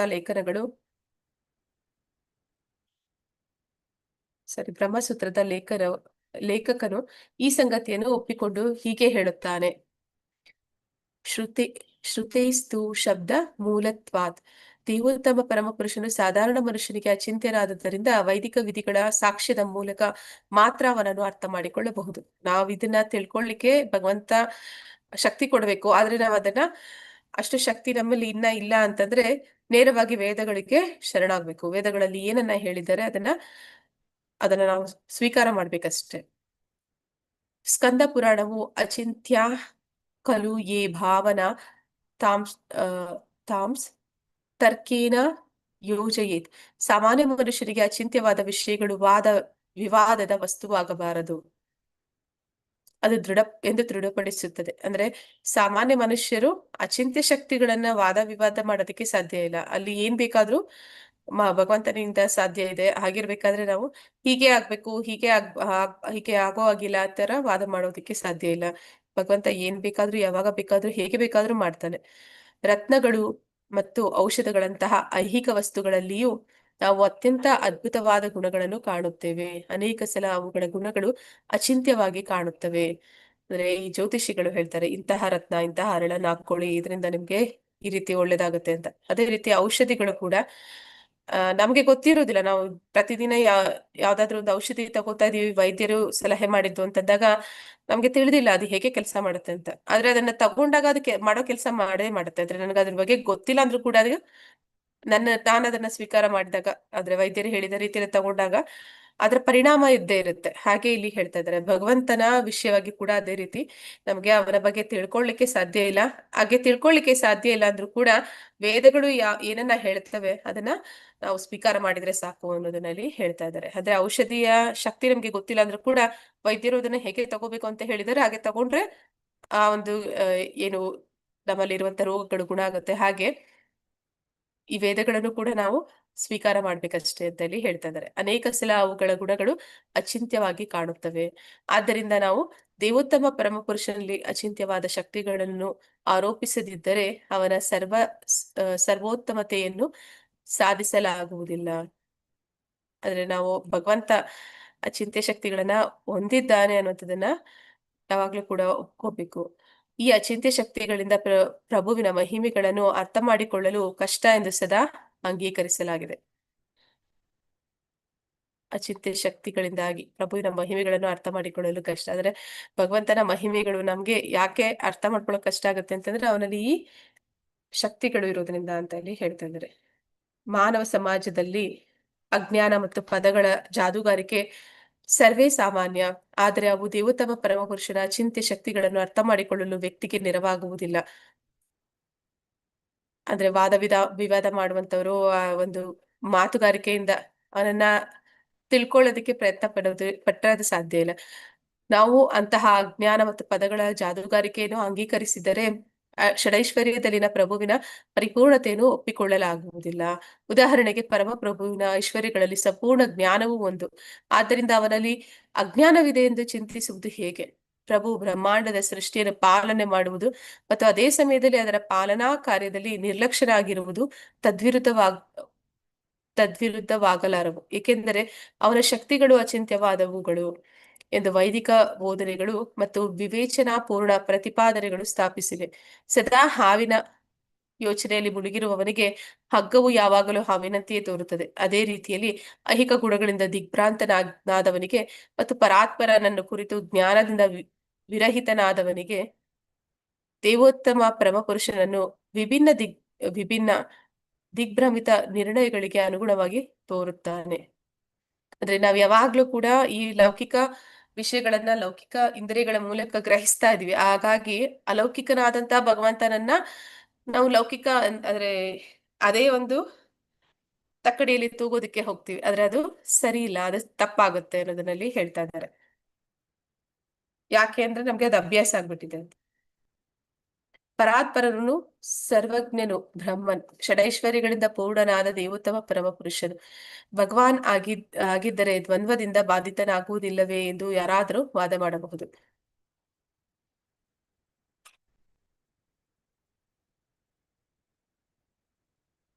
ಆದ್ರೆ ಭಗವಂತ ಅವನು ಅಚಿಂತ್ಯ ಶಕ್ತಿಗಳಿಂದ ವಿರೋಧಾಭಾಸವಾದ ವಿಷಯಗಳು ಕೂಡ ಮಾಡೋದಕ್ಕೆ ಸಾಧ್ಯ ಇದೆ ಅಂತಂದಾಗ ಇಲ್ಲಿ ಹೇಳ್ತಾ ಇದ್ದಾರೆ, ಷಡೈಶ್ವರ್ಯಗಳಿಂದ ಪೂರ್ಣನಾದ ದೇವೋತ್ತಮ ಪರಮಪುರುಷನು ಆಗಿದ್ದರೆ ದ್ವಂದ್ವದಿಂದ ಬಾಧಿತನಾಗುವುದಿಲ್ಲವೇ. ಅಂದ್ರೆ ಅವನು ಸರ್ವಜ್ಞ, ಬ್ರಹ್ಮನ್ ಕೂಡ ಆಗಿದ್ದಾನೆ, ಭಗವಾನ್ ಕೂಡ ಆಗಿದ್ದಾನೆ, ಅದನ್ನ ಇಲ್ಲಿ ಹೇಳ್ತಾ ಇದ್ದಾರೆ. ಅಲ್ಲಿ ಎರಡು ರೀತಿಯಲ್ಲಿ ಹೇಗೆ ಸಾಧ್ಯ ಅನ್ನುವಂಥದ್ದನ್ನ, ಅಂತಹ ವಾದವನ್ನು ಖಂಡಿಸಲು ಸ್ವರೂಪ ದ್ವಯಾತ್ ಈಕ್ಷತೆ ಎಂಬ ಸೂತ್ರವು ನೋಟದಲ್ಲಿ ಭಿನ್ನನಾಗಿದ್ದರೂ ಕೂಡ ಪರಾತ್ಪರರಲ್ಲಿ ದ್ವಂದ್ವದ ಅವಕಾಶವೇ ಇಲ್ಲ ಎಂದು ಘೋಷಿಸುತ್ತದೆ. ಏಕೆಂದರೆ ವೈವಿಧ್ಯಪೂರ್ಣ ಸೃಷ್ಟಿಯಲ್ಲಿ ಅವನು ಏಕಮೇವನಾಗಿದ್ದಾನೆ. ಪರಾತ್ಪರನು ಏಕಕಾಲದಲ್ಲಿ ತನ್ನ ಶಕ್ತಿಗಳ ಪ್ರಭಾವದಿಂದ ನಾನಾ ಬಗೆಯ ಲೀಲೆಗಳನ್ನು ಪ್ರದರ್ಶಿಸುತ್ತಾನೆ ಎನ್ನುವುದನ್ನು ಅರ್ಥ ಮಾಡಿಕೊಂಡರೆ ಎದ್ದು ಕಾಣುವ ಅವನ ಅಚಿಂತ್ಯ ವಿರುದ್ಧ ಶಕ್ತಿಗಳ ಅಸಮಂಜಸ್ಯವು ಒಮ್ಮೆಲೆ ನಿವಾರಣೆ ಆಗುತ್ತದೆ. ಪ್ರಭುವಿನ ಅಚಿಂತ್ಯ ಶಕ್ತಿಯನ್ನು ಕುರಿತಂತೆ ಶ್ರೀಮದ್ ಭಾಗವತವು ಕೆಳಕಂಡ ವರ್ಣನೆಯನ್ನು ನೀಡುತ್ತದೆ. ಅಂದ್ರೆ ಭಗವಂತ ಅವನ ಶಕ್ತಿಗಳು ನಾವು ನೋಡ್ತೀವಿ, ಬಹಿರಂಗ ಶಕ್ತಿ, ಅಂತರಂಗ ಶಕ್ತಿ, ಎರಡಕ್ಕೂ ಕೂಡ ತುಂಬಾ ವ್ಯತ್ಯಾಸ ಇದೆ. ಆದ್ರೆ ಎರಡು ಕೂಡ ತದ್ವಿರುದ್ಧವಾಗಿ ಕಾಣುತ್ತೆ. ಆದ್ರೆ ಅದೆಲ್ಲವೂ ಕೂಡ ಭಗವಂತನ ನಿಯಂತ್ರಣದಲ್ಲಿ ಇದೆ. ಭಗವಂತ ಅದನ್ನ ನಿಯಂತ್ರಿಸ್ತಾನೆ, ಅದಕ್ಕೆ ಒಡೆಯನಾಗಿದ್ದಾನೆ. ಹೀಗೆ ಭಗವಂತ ಏನ್ ಬೇಕಾದ್ರೂ ಮಾಡ್ತಾನೆ, ಅವನ ಶಕ್ತಿಗಳ ಮೂಲಕ ಮಾಡಿಸ್ತಾನೆ ಅನ್ನುವಂಥದ್ದಲ್ಲಿ ನೋಡ್ತಾ ಇದೀವಿ. ದೇವೋತ್ತಮ ಪರಮ ಪುರುಷನು ಮಾಡಬೇಕಾದದ್ದು ಏನೂ ಇಲ್ಲದೆ ಹೋದರೂ ಕೆಲಸ ಮಾಡುತ್ತಾನೆ. ಸದಾ ಅವನು ಅಭವನಾಗಿದ್ದರೂ ಜನ್ಮ ತಾಳುತ್ತಾನೆ. ಅವನೇ ಕಾಲನಾಗಿದ್ದರೂ ಪ್ರತಿಯೊಬ್ಬರಿಗೂ ಭೀತಿಯುಂಟು ಮಾಡಬಲ್ಲವನಾಗಿದ್ದರೂ ಅವನು ಶತ್ರುವಿಗೆ ಹೆದರಿ ಬೇರೊಂದು ಕೋಟೆಯಲ್ಲಿ ಆಶ್ರಯ ಪಡೆಯುವುದಕ್ಕೆ ಮಥುರೆಯಿಂದ ಪಲಾಯನ ಮಾಡುತ್ತಾನೆ. ತಾನೇ ಸ್ವಯಂ ಪೂರ್ಣನಾಗಿದ್ದರೂ 16,000 ಸ್ತ್ರೀಯರನ್ನು ವಿವಾಹವಾಗುತ್ತಾನೆ. ಈ ಲೀಲೆಗಳು ಅತ್ಯಂತ ಬುದ್ಧಿಶಾಲಿಗಳಿಗೂ ದಿಗ್ಭ್ರಮೆಗೊಳಿಸುವಂತಹ ವಿರೋಧಾಭಾಸಗಳಾಗಿ ತೋರುತ್ತವೆ. ಇದೆಲ್ಲವೂ ಭಗವಂತನ ಲೀಲೆಗಳು. ಅಂದ್ರೆ ಭಗವಂತ ಹೇಗೆ ವಿರುದ್ಧವಾಗಿ ಕಾಣ್ತಾನೆ ಅನ್ನುವಂಥದ್ದು. ಅಂದ್ರೆ ದೇವೋತ್ತಮ ಪರಮ ಪುರುಷ ಅಂದ್ರೆ ಅವನು ಕೂತಲ್ಲಿಯೇ ಎಲ್ಲವನ್ನು ಮಾಡಿಸ್ತಾನೆ. ಮತ್ತೆ ಅವನು ಅಜ ಅಂತಂದ್ರೆ ಅವನು ಹುಟ್ಟಿಲ್ಲದವನು. ಆದ್ರೆ ಅವನು ಹುಟ್ಟಿದ ಜನ್ಮಾಷ್ಟಮಿ ನಾವು ಮಾಡ್ತೀವಿ, ಹುಟ್ಟಿದ ಅಂತ ತಿಳಿತೀವಿ. ಆದ್ರೆ ಅವನು ಅವತರಿಸ್ತಾನೆ, ಇಳಿದು ಬರ್ತಾನಷ್ಟೇ. ಆದ್ರೆ ಅವನು ಕಾಲನಾಗಿದ್ರು, ಅಂದ್ರೆ ಅವನು ಕಾಲ ಅಂತಂದ್ರೆ ಎಲ್ಲರಿಗೂ ಕೂಡ ಮೃತ್ಯುವಾಗಿ ಬರ್ತಾನೆ, ಭೀತಿಯನ್ನು ಉಂಟು ಮಾಡ್ತಾನೆ. ಅಂತಹ ಕಾಲ ಪುರುಷ ಜರಾಸಂಧನಿಗೆ ಹೆದರಿದ ಹಾಗೆ ಅವನೇನ್ ಮಾಡ್ತಾನೆ, ಅವನ ಒಂದು ರಾಜ್ಯವನ್ನ ಮಥುರೆಯಿಂದ ಅವನು ದ್ವಾರಕೆಗೆ ಕರ್ಕೊಂಡು ಹೋಗ್ತಾನೆ, ಪಲಾಯನ ಮಾಡ್ತಾನೆ. ತಾನೇ ಸಂಪೂರ್ಣ ಅಂದ್ರೆ ಅವನು ಆತ್ಮಾರಾಮ. ಹಾಗಿದ್ರು ಕೂಡ ಅವನಿಗೆ 16,000 ಹೆಂಡತಿಯರಿರ್ತಾರೆ. ಇದೆಲ್ಲವೂ ಕೂಡ ವಿರೋಧಾಭಾಸಗಳು. ಆದ್ರೆ ಪ್ರಭುವಿನ ಈ ಕಾರ್ಯಚಟುವಟಿಕೆಗಳು ವಾಸ್ತವಿಕವಾಗಿ ಇಲ್ಲದಿದ್ದರೆ ಅವುಗಳಿಂದ ಮುನಿಗಳು ತಬ್ಬಿಬ್ಬಾಗಬೇಕಾಗಿರಲಿಲ್ಲ. ಇವೆಲ್ಲವೂ ಕೂಡ ವಾಸ್ತವಿಕವಾಗಿ ಕಾರ್ಯಚಟುವಟಿಕೆಗಳು, ಭಗವಂತನ ಲೀಲೆಗಳು, ಇದೆಲ್ಲವೂ ಕೂಡ ಮುನಿಗಳನ್ನು ಕೂಡ ತಬ್ಬಿಬ್ಬಾಗಿಸುತ್ತೆ ಅಂತ ಹೇಳಿ ಹೇಳ್ತಾ ಇದ್ದಾರೆ. ಆದ್ದರಿಂದ ಅಂತಹ ಕಾರ್ಯಚಟುವಟಿಕೆಗಳು ಕಾಲ್ಪನಿಕ ಎಂದು ಯಾವಾಗಲೂ ಪರಿಗಣಿಸಬಾರದು. ಇದೆಲ್ಲವೂ ಕೂಡ ಅದನ್ನೇ ಹೇಳ್ತಾರೆ, ಮೈಥಾಲಜಿ ಅಂತ ಹೇಳ್ಬಿಡ್ತಾರೆ. ಅಂದ್ರೆ ಯಾವಾಗ ಅವರು ಅದನ್ನ ಗ್ರಹಣ ಮಾಡೋದಕ್ಕೆ ಸಾಧ್ಯ ಆಗೋದಿಲ್ಲ, ಆಗ ಇದೆಲ್ಲ ಕಟ್ಟುಕತೆ, ಕಲ್ಪನೆ ಅಂತ ಹೇಳ್ತಾರೆ. ಪ್ರಭು ಯಾವಾಗ ಇಚ್ಛೆ ಪಡುತ್ತಾನೆಯೋ ಆಗ ಅವನ ಅಚಿಂತ್ಯ ಶಕ್ತಿಯ ಯೋಗಮಾಯ ಅಂತ ಲೀಲೆಗಳನ್ನು ಸೃಷ್ಟಿಸಲು ಮತ್ತು ಪ್ರದರ್ಶಿಸಲು ಅವನಿಗೆ ನೆರವಾಗುತ್ತದೆ. ಅವನು ಅನ್ಕೊಂಡಿದ್ ಕೂಡಲೇ ಅವನಿಗೆ ಅವನ ಶಕ್ತಿಗಳು ಆ ಲೀಲೆಯನ್ನ ಸೃಷ್ಟಿಸ್ತವೆ ಅಂತ ಹೇಳಿ ಹೇಳ್ತಾ ಇದ್ದಾರೆ. ಪಂಚರಾತ್ರ ಶಾಸ್ತ್ರಗಳು ಎಂದು ಪ್ರಸಿದ್ಧವಾದ ಆ ಧರ್ಮಗ್ರಂಥಗಳು ಅಧಿಕೃತ ವೈದಿಕ ಧರ್ಮಗ್ರಂಥಗಳಾಗಿದ್ದವು. ಮಹಾನ್ ಆಚಾರ್ಯರು ಅವುಗಳನ್ನು ಅಂಗೀಕರಿಸಿದ್ದಾರೆ. ಈ ಧರ್ಮಗ್ರಂಥಗಳು ರಜೋಗುಣ ಮತ್ತು ತಮೋಗುಣದ ಉತ್ಪಾದನೆಗಳಲ್ಲ. ಆದ್ದರಿಂದ ವಿದಗ್ಧ ವಿದ್ವಾಂಸರು ಮತ್ತು ಬ್ರಾಹ್ಮಣರು ಯಾವಾಗಲೂ ಅವುಗಳನ್ನು ಸಾತ್ವತಾ ಸಂಹಿತೆಗಳು ಎಂದು ಕರೆಯುತ್ತಾರೆ. ಪಂಚರಾತ್ರ ಶಾಸ್ತ್ರಗಳು, ಧರ್ಮಗ್ರಂಥಗಳು, ವೇದಗಳು ಇದೆಲ್ಲವೂ ಕೂಡ ಅವು ನಾವು ಮಾಡಿರುವಂತದ್ದಲ್ಲ. ಅಂದ್ರೆ ಮನುಷ್ಯರಲ್ಲಿ 4 ದೋಷಗಳಿರುತ್ತೆ, ನಮ್ಮಿಂದ ಆದದ್ದಲ್ಲ, ಅದು ಸ್ವತಃ ಭಗವಂತನಿಂದ ಬಂದಿರುವಂತದ್ದು. ಹಾಗಾಗಿ ಇವೆಲ್ಲವೂ ಕೂಡ ಏನಂತ ಕರಿತಾ ಇದ್ದಾರೆ, ಅದನ್ನ ಶಾಶ್ವತವಾದ ಸಂಹಿತೆಗಳು ಅಂತ ಹೇಳಿ ಹೇಳ್ತಾ ಇದ್ದಾರೆ. ಈ ಧರ್ಮಗ್ರಂಥಗಳ ಮೂಲಕ ವಕ್ತಾರನು ದೇವೋತ್ತಮ ಪರಮ ಪುರುಷನಾದ ನಾರಾಯಣ ಇದೆ. ಧರ್ಮಗ್ರಂಥಗಳ ಮೂಲ ವಕ್ತಾರನು, ಇದೆಲ್ಲವೂ ಕೂಡ ಮೂಲದಲ್ಲಿ ಬರ್ತಾ ಇರುವಂತದ್ದು ನಾರಾಯಣನಿಂದ. ಇದನ್ನು ಮೋಕ್ಷ ಧರ್ಮದಲ್ಲಿ ವಿಶೇಷವಾಗಿ ಪ್ರಸ್ತಾವಿಸಲಾಗಿದೆ. ಇದು ಮಹಾಭಾರತದ ಶಾಂತಿ ಪರ್ವದ ಒಂದು ಭಾಗ. ಬದ್ಧಾತ್ಮರ 4 ದೋಷಗಳಿಂದ ಮುಕ್ತರಾದ ವಿಮುಕ್ತ ಮುನಿಗಳಾದ ನಾರದ ಮತ್ತು ವ್ಯಾಸರು ಈ ಧರ್ಮಗ್ರಂಥಗಳ ಪ್ರಸಾರಕರು. ನೇರವಾಗಿ ಭಗವಂತ ನಾರಾಯಣನಿಂದ ಬಂದಿರುವಂತದ್ದು. ಅದನ್ನ ಪ್ರಸಾರ ಮಾಡ್ತಾ ಇರುವಂತವ್ರು ಅವರು ಕೂಡ ಮುಕ್ತಾತ್ಮರು, ಮುನಿಗಳಾದಂತಹ ನಾರದರು ಮತ್ತೆ ವ್ಯಾಸರು. ಈ ಶ್ರೀ ನಾರದ ಮುನಿಗಳು ಪಂಚರಾತ್ರ ಶಾಸ್ತ್ರದ ಮೂಲ ವಕ್ತಾರರು. ಈ ಪಂಚರಾತ್ರ ಶಾಸ್ತ್ರ ಯಾರು ಅದನ್ನ ಪ್ರಸರಣ ಮಾಡ್ತಾ ಇದಾರೆ ಅಂದ್ರೆ ನೇರವಾಗಿ ಅದು ನಾರದರಿಂದ ಆಗ್ತಿರುವಂತದ್ದು. ಶ್ರೀಮದ್ ಭಾಗವತವು ಸಾತ್ವತಾ ಸಂಹಿತಾ ಎಂದು ಪರಿಗಣಿತವಾಗಿದೆ. ಶ್ರೀಮದ್ ಭಾಗವತವನ್ನ ಅಮಲ ಪುರಾಣ ಅಂತ ಕರೀತಾರೆ. ಶ್ರೀಮದ್ ಭಾಗವತ ನಿಷ್ಕಳಂಕ ಪುರಾಣ, ಇದು ಶ್ರೀ ಚೈತನ್ಯ ಮಹಾಪ್ರಭುಗಳು ಕೂಡ ಘೋಷಿಸಿದ್ದಾರೆ. ದುರುದ್ದೇಶಪೂರಿತರಾದ ಸಂಪಾದಕರು ಮತ್ತು ವಿದ್ವಾಂಸರು ಪಂಚರಾತ್ರ ಶಾಸ್ತ್ರಗಳನ್ನು ತಪ್ಪಾಗಿ ಅರ್ಥೈಸಲು ಪ್ರಯತ್ನಿಸುತ್ತಾರೆ. ಅವುಗಳ ವಿಧಿಗಳನ್ನು ಖಂಡಿಸುತ್ತಾರೆ. ಅವರು ಅತ್ಯಂತ ಹೇಯಕರವಾದವರು. ಆಧುನಿಕ ಯುಗದಲ್ಲಿ ಅಂತಹ ದುರುದ್ದೇಶಪೂರಿತವಾದ ವಿದ್ವಾಂಸರು ಕೃಷ್ಣನಿಂದ ಉಕ್ತವಾದ ಭಗವದ್ಗೀತೆಯನ್ನು ಕುರಿತು ಕೃಷ್ಣನಿಲ್ಲ ಎಂದು ಸಾಧಿಸಲು ದಾರಿ ತಪ್ಪುವಂತಹ ಟೀಕೆಗಳನ್ನು ಮಾಡಿದ್ದಾರೆ. ಮಾಯಾವಾದಿಗಳು ಪಂಚರಾತ್ರಿಕ ವಿಧಿಯನ್ನು ಹೇಗೆ ತಪ್ಪಾಗಿ ಅರ್ಥೈಸಿದ್ದಾರೆ ಎಂದು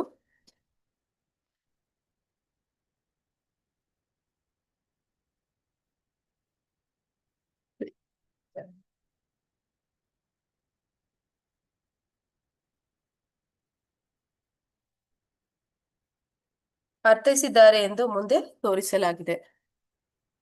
ಅಂದ್ರೆ ಅನೇಕ ಜನ ವಿದ್ವಾಂಸರು ಅಂತ ಹೇಳ್ಕೊಂಡು ಭಗವಂತನ ಒಂದು ಶಾಸ್ತ್ರವಾದಂತ ಭಗವದ್ಗೀತೆಯನ್ನ ಅಥವಾ ಈ ಪಂಚರಾತ್ರ ವಿಧಿಗಳನ್ನ ಇವುಗಳನ್ನ ಅವರು ನಿಂದಿಸ್ತಾರೆ. ಮತ್ತೆ ಆ ಜನರನ್ನ ತಪ್ಪು ದಾರಿಗೆ ತರೋದಕ್ಕೆ ಭಗವಂತನೇ ಇಲ್ಲ, ಕೃಷ್ಣನೇ ಇಲ್ಲ ಅಂತ ರೀತಿಯಲ್ಲಿ ವ್ಯಾಖ್ಯಾನಗಳನ್ನೆಲ್ಲ ನೀಡ್ತಾರೆ.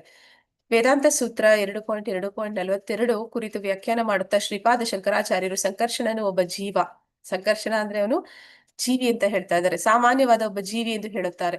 ಆದರೆ ಯಾವುದೇ ವೈದಿಕ ಧರ್ಮಗ್ರಂಥಗಳಲ್ಲಿ ಸಂಕರ್ಷಣನು ಒಬ್ಬ ಸಾಮಾನ್ಯ ಜೀವಿ ಎಂದು ಭಗವದ್ಭಕ್ತರು ಎಲ್ಲಿಯೂ ಹೇಳಿಲ್ಲ. ಅವನು ವಿಷ್ಣು ವರ್ಗದಲ್ಲಿ ದೇವೋತ್ತಮ ಪರಮಪುರುಷನ ಅಮೋಘ ಸ್ವಾಂಶ ವಿಸ್ತರಣೆ, ಅಲ್ಲದೆ ಅವನು ಐಹಿಕ ಪ್ರಕೃತಿಯ ಸೃಷ್ಟಿಯನ್ನು ಮೀರಿದವನು. ಅವನು ಜೀವಿಗಳ ಮೂಲ ಆಕರ. ಉಪನಿಷತ್ತುಗಳು ನಿತ್ಯೋನಿತ್ಯಾನಾಂ ಚೇತನಾಶ್ಚೇತನಾನಾಂ, ಎಲ್ಲಾ ಜೀವಿಗಳಲ್ಲೂ ಅವನು ಪರಮೋಚ್ಚ ಜೀವಿ ಎಂದು ಘೋಷಿಸಿವೆ. ಆದ್ದರಿಂದ ಅವನು ವಿಭು ಚೈತನ್ಯ, ಅಂದರೆ ಅವನು ಅತ್ಯಂತ ಶ್ರೇಷ್ಠ. ಬ್ರಹ್ಮಾಂಡದ ಸೃಷ್ಟಿ ಮತ್ತು ಅಸಂಖ್ಯಾತ ಜೀವಿಗಳಿಗೆ ಅವನು ನೇರವಾದ ಕಾರಣ. ಅವನು ಅನಂತ ಜೀವಿ ಮತ್ತು ಸಾಧಾರಣ ಜೀವಿಗಳು ಅಸಂಖ್ಯಾತರು. ಆದ್ದರಿಂದ ಅವನನ್ನು ಎಂದೂ ಸಾಧಾರಣ ಜೀವಿ ಎಂದು ಪರಿಗಣಿಸಬಾರದು, ಏಕೆಂದರೆ ಅದು ಅಧಿಕೃತ ಧರ್ಮಗ್ರಂಥಗಳ ತೀರ್ಮಾನಕ್ಕೆ ವಿರುದ್ಧವಾಗುತ್ತದೆ. ಜೀವಿಗಳು ಕೂಡ ಜನನ ಮರಣಗಳ ಪರಿಮಿತಿಯನ್ನು ಮೀರಿದವರು. ಇದು ವೇದಗಳ ಹೇಳಿಕೆ. ಧರ್ಮಗ್ರಂಥಗಳ ಆದೇಶಗಳನ್ನು ಅನುಸರಿಸುವವರು ಮತ್ತು ಗುರು ಶಿಷ್ಯ ಪರಂಪರೆಯಲ್ಲಿ ಸ್ವತಃ ಸಾಗಿ ಬಂದವರು ಇದನ್ನು ಒಪ್ಪಿಕೊಂಡಿದ್ದಾರೆ. ಅಂದ್ರೆ ಸಂಕರ್ಷಣ ಒಂದು ಸಾಧಾರಣ ಜೀವಿ ಆಗೋದಕ್ಕೆ ಸಾಧ್ಯನೇ ಇಲ್ಲ.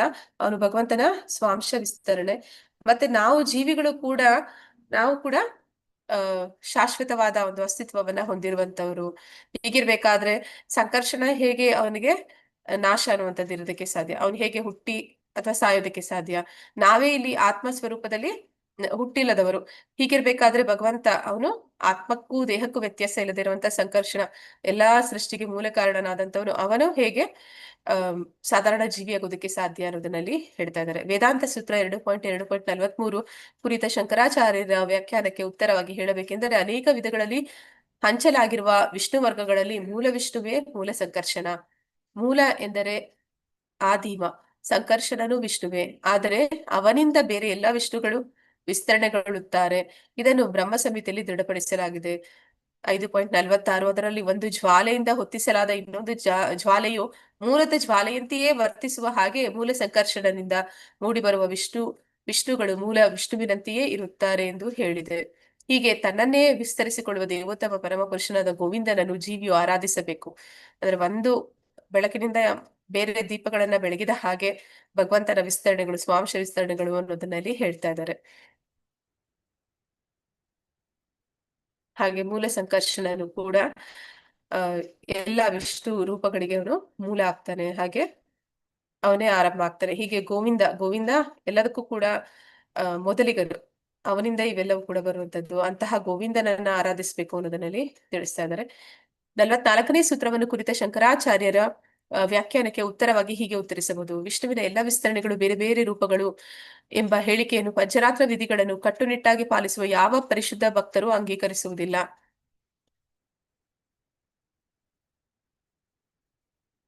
ಏಕೆಂದರೆ ಈ ಹೇಳಿಕೆ ಸಂಪೂರ್ಣವಾಗಿ ಅಸತ್ಯವಾಗಿದೆ. ಶ್ರೀಪಾದ ಶಂಕರಾಚಾರ್ಯರೇ 42ನೇ ಸೂತ್ರವನ್ನು ಕುರಿತ ತಮ್ಮ ವ್ಯಾಖ್ಯಾನದಲ್ಲಿ ದೇವೋತ್ತಮ ಪರಮಪುರುಷನು ತನ್ನಷ್ಟಕ್ಕೆ ತಾನೇ ನಾನಾ ರೂಪಗಳಲ್ಲಿ ವಿಸ್ತರಿಸಿಕೊಳ್ಳಬಲ್ಲ ಎಂದು ಒಪ್ಪಿಕೊಂಡಿದ್ದಾರೆ. ಆದ್ದರಿಂದ 42ನೇ ಸೂತ್ರವನ್ನು ಕುರಿತ ಅವರ ವ್ಯಾಖ್ಯಾನವು 44ನೆಯ ಸೂತ್ರವನ್ನು ಕುರಿತ ಅವರ ವ್ಯಾಖ್ಯಾನವು ತದ್ವಿರುದ್ಧವಾಗಿವೆ. ಮಾಯಾವಾದಿ ವ್ಯಾಖ್ಯಾನಗಳ ದೋಷ ಇದು. ಭಾಗವತ ಸಿದ್ಧಾಂತವನ್ನು ಖಂಡಿಸುವುದಕ್ಕಾಗಿ ಅವರು ಒಂದು ಕಡೆ ಒಂದು ಹೇಳಿಕೆಯನ್ನು, ಇನ್ನೊಂದು ಕಡೆ ಅದಕ್ಕೆ ವಿರುದ್ಧವಾದ ಹೇಳಿಕೆಯನ್ನು ಮಾಡುತ್ತಾ ತಂತ್ರವನ್ನು ಉಪಯೋಗಿಸುತ್ತಾರೆ. ಹೀಗೆ ಮಾಯಾವಾದಿ ವ್ಯಾಖ್ಯಾನಗಳು ನಿಯಮನ ಸೂತ್ರಗಳನ್ನು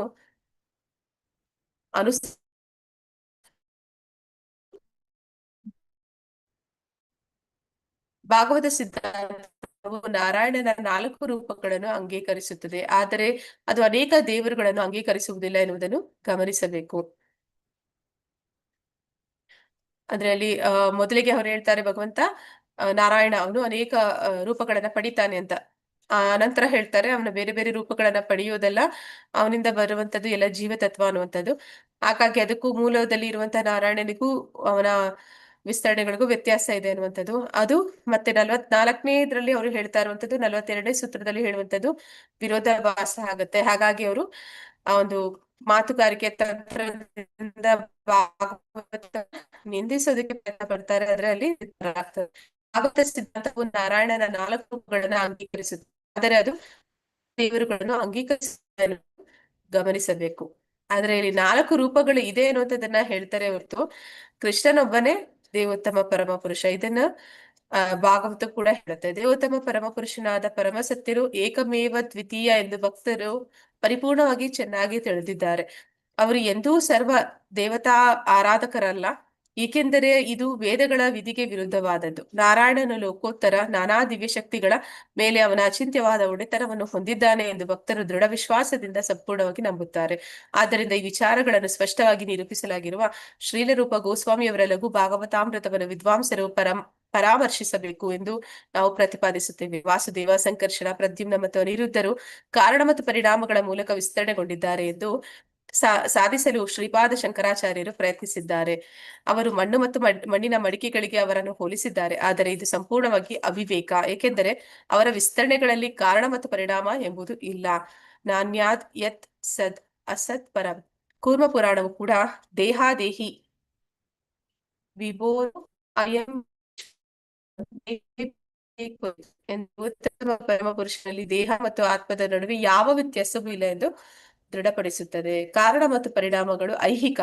ಇಲ್ಲಿ ಭೌತಿಕ ಜಗತ್ತಿನಲ್ಲಿ ಬೇಕು, ಅದನ್ನ ಮಡಿಕೆ ಮಾಡುವವನು ಯಂತ್ರ ಎಲ್ಲ ಬೇಕು. ಆದ್ರೆ ಭಗವಂತನು ಅದನ್ನ ಸಂಕಲ್ಪ ಮಾತ್ರದಿಂದ ಮಾಡಬಲ್ಲ. ಹಾಗಿರ್ಬೇಕಾದ್ರೆ ಅಲ್ಲಿ ಕಾರಣ ಮತ್ತೆ ಪರಿಣಾಮಗಳ ಅವಶ್ಯಕತೆ ಇಲ್ಲ. ಅದೆಲ್ಲವೂ ಕೂಡ ಲೌಕಿಕವಾದ ವಿಚಾರಗಳು. ಇಲ್ಲಿ ಲೌಕಿಕವಾಗಿ ಅದನ್ನ ಗ್ರಹಣ ಮಾಡಿದಾಗ ನಮ್ಗೆ ನಮ್ಮ ಬುದ್ಧಿಶಕ್ತಿಗೆ ಆ ರೀತಿ ಕಾಣುತ್ತೆ, ಆದ್ರೆ ಭಗವಂತ ಅಲೌಕಿಕರಾದವನು.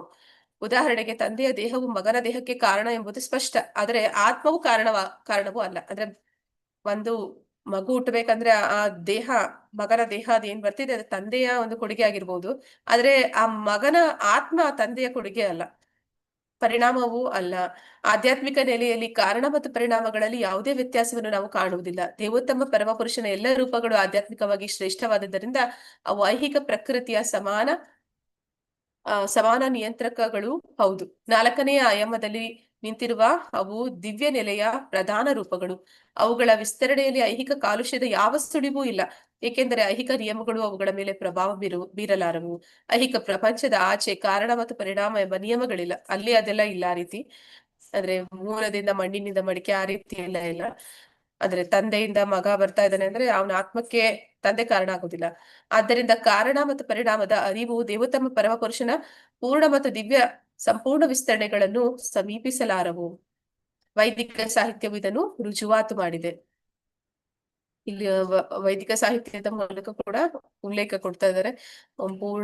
ಪೂರ್ಣಮದನ ದೇವೋತ್ತಮ ಪರಮಪುರುಷನು ಪರಿಪೂರ್ಣ ಮತ್ತು ಸಂಪೂರ್ಣ. ಅವನು ಸಂಪೂರ್ಣವಾಗಿ ನ್ಯೂನನಾದ್ದರಿಂದ ಅತಿಶಯವಾದ ಈ ಪ್ರಪಂಚವೇ ಮೊದಲಾದ ಅವನಿಂದ ಉದ್ಗಮಿಸಿದ ಎಲ್ಲವೂ ಅಖಂಡ ಪೂರ್ಣಗಳಾಗಿ ಪರಿಪೂರ್ಣವಾಗಿ ಸುಸಜ್ಜಿತವಾಗಿವೆ. ಅಖಂಡ ಪೂರ್ಣದಿಂದ ಉತ್ಪನ್ನವಾದದ್ದು ಏನೇ ಆಗಿರಲಿ ಅದು ತನ್ನಷ್ಟಕ್ಕೆ ಪೂರ್ಣವಾಗಿರುತ್ತವೆ. ಅದು ಅಖಂಡ ಪೂರ್ಣನಾದುದರಿಂದ ಅವನಿಂದ ಅನೇಕ ಪೂರ್ಣ ಘಟಕಗಳು ಉದ್ಗಮಿಸಿದರೂ ಅವನು ಪೂರ್ಣನಾಗಿಯೇ ಉಳಿಯುತ್ತಾನೆ.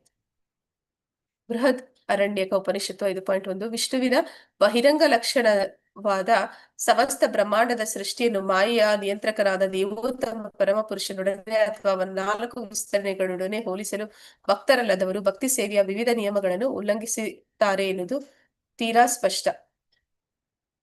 ಮಾಯೆಯನ್ನು ಚೈತನ್ಯದೊಡನೆ ಹೋಲಿಸುವುದು ಅಥವಾ ಮಾಯೆಯನ್ನು ಪ್ರಭುವಿನೊಡನೆ ಹೋಲಿಸುವುದು ನಾಸ್ತಿಕ ಲಕ್ಷಣ. ಬ್ರಹ್ಮನಿಂದ ಹಿಡಿದು ಇರುವೆಯವರೆಗೆ ಪ್ರಕಟವಾಗುವ ಬ್ರಹ್ಮಾಂಡದ ಸೃಷ್ಟಿಯು ಪರಮಪ್ರಭುವಿನ ಬಹಿರಂಗ ಲಕ್ಷಣ.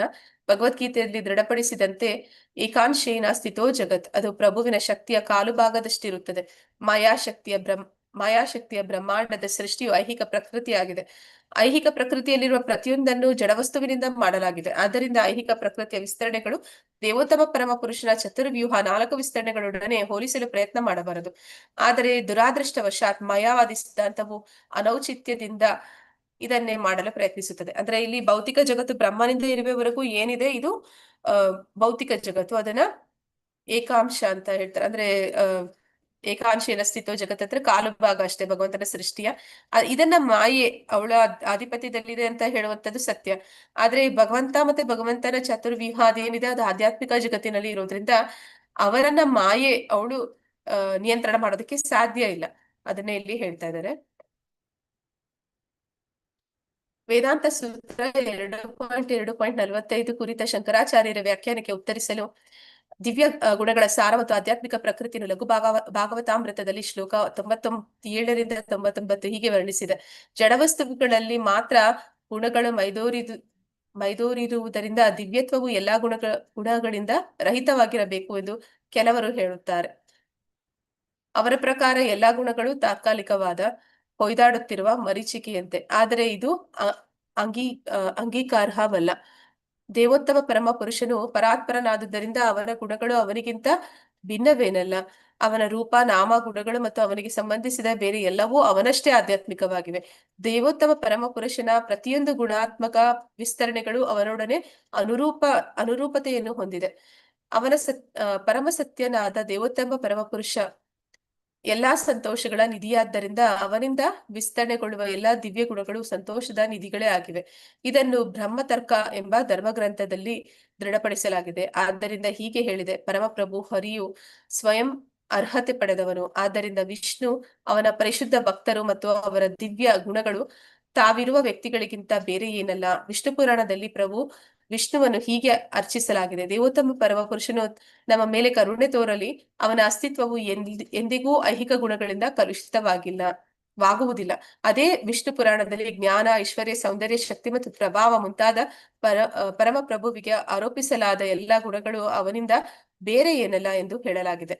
ಇದನ್ನು ಪದ್ಮ ಪುರಾಣದಲ್ಲೂ ಖಚಿತಪಡಿಸಲಾಗಿದೆ. ಎಲ್ಲೆಲ್ಲಿ ಪರಮಪ್ರಭುವನ್ನು ನಿರ್ಗುಣ ಎಂದು ವರ್ಣಿಸಲಾಗಿದೆಯೋ ಅಲ್ಲೆಲ್ಲಿ ಐಹಿಕ ಗುಣಗಳಿಂದ ಅವನು ರಹಿತನಾಗಿದ್ದಾನೆ ಎಂದು ಸೂಚಿತವಾಗಿದೆ ಎಂದು ಅರ್ಥ ಮಾಡಿಕೊಳ್ಳಬೇಕೆಂದು ಅಲ್ಲಿ ವಿವರಿಸಲಾಗಿದೆ.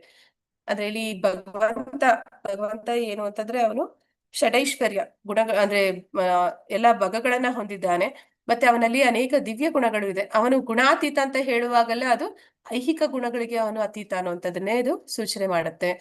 ಮತ್ತೆ ಇಲ್ಲಿ ಇನ್ನೊಂದು ಉಲ್ಲೇಖ ಕೊಟ್ಟಿದ್ದಾರೆ. ಏನಂತ ಹೇಳ್ತಾ ಇದ್ದಾರೆ ಅಂದ್ರೆ, ದೇವೋತ್ತಮ ಪರಮ ಪುರುಷ ನಮ್ಮ ಮೇಲೆ ಕರುಣೆ ತೋರಲಿ. ಅವನ ಅಸ್ತಿತ್ವವು ಎಂದಿಗೂ ಐಹಿಕ ಗುಣಗಳಿಂದ ಕಲುಷಿತವಾಗಿಲ್ಲ.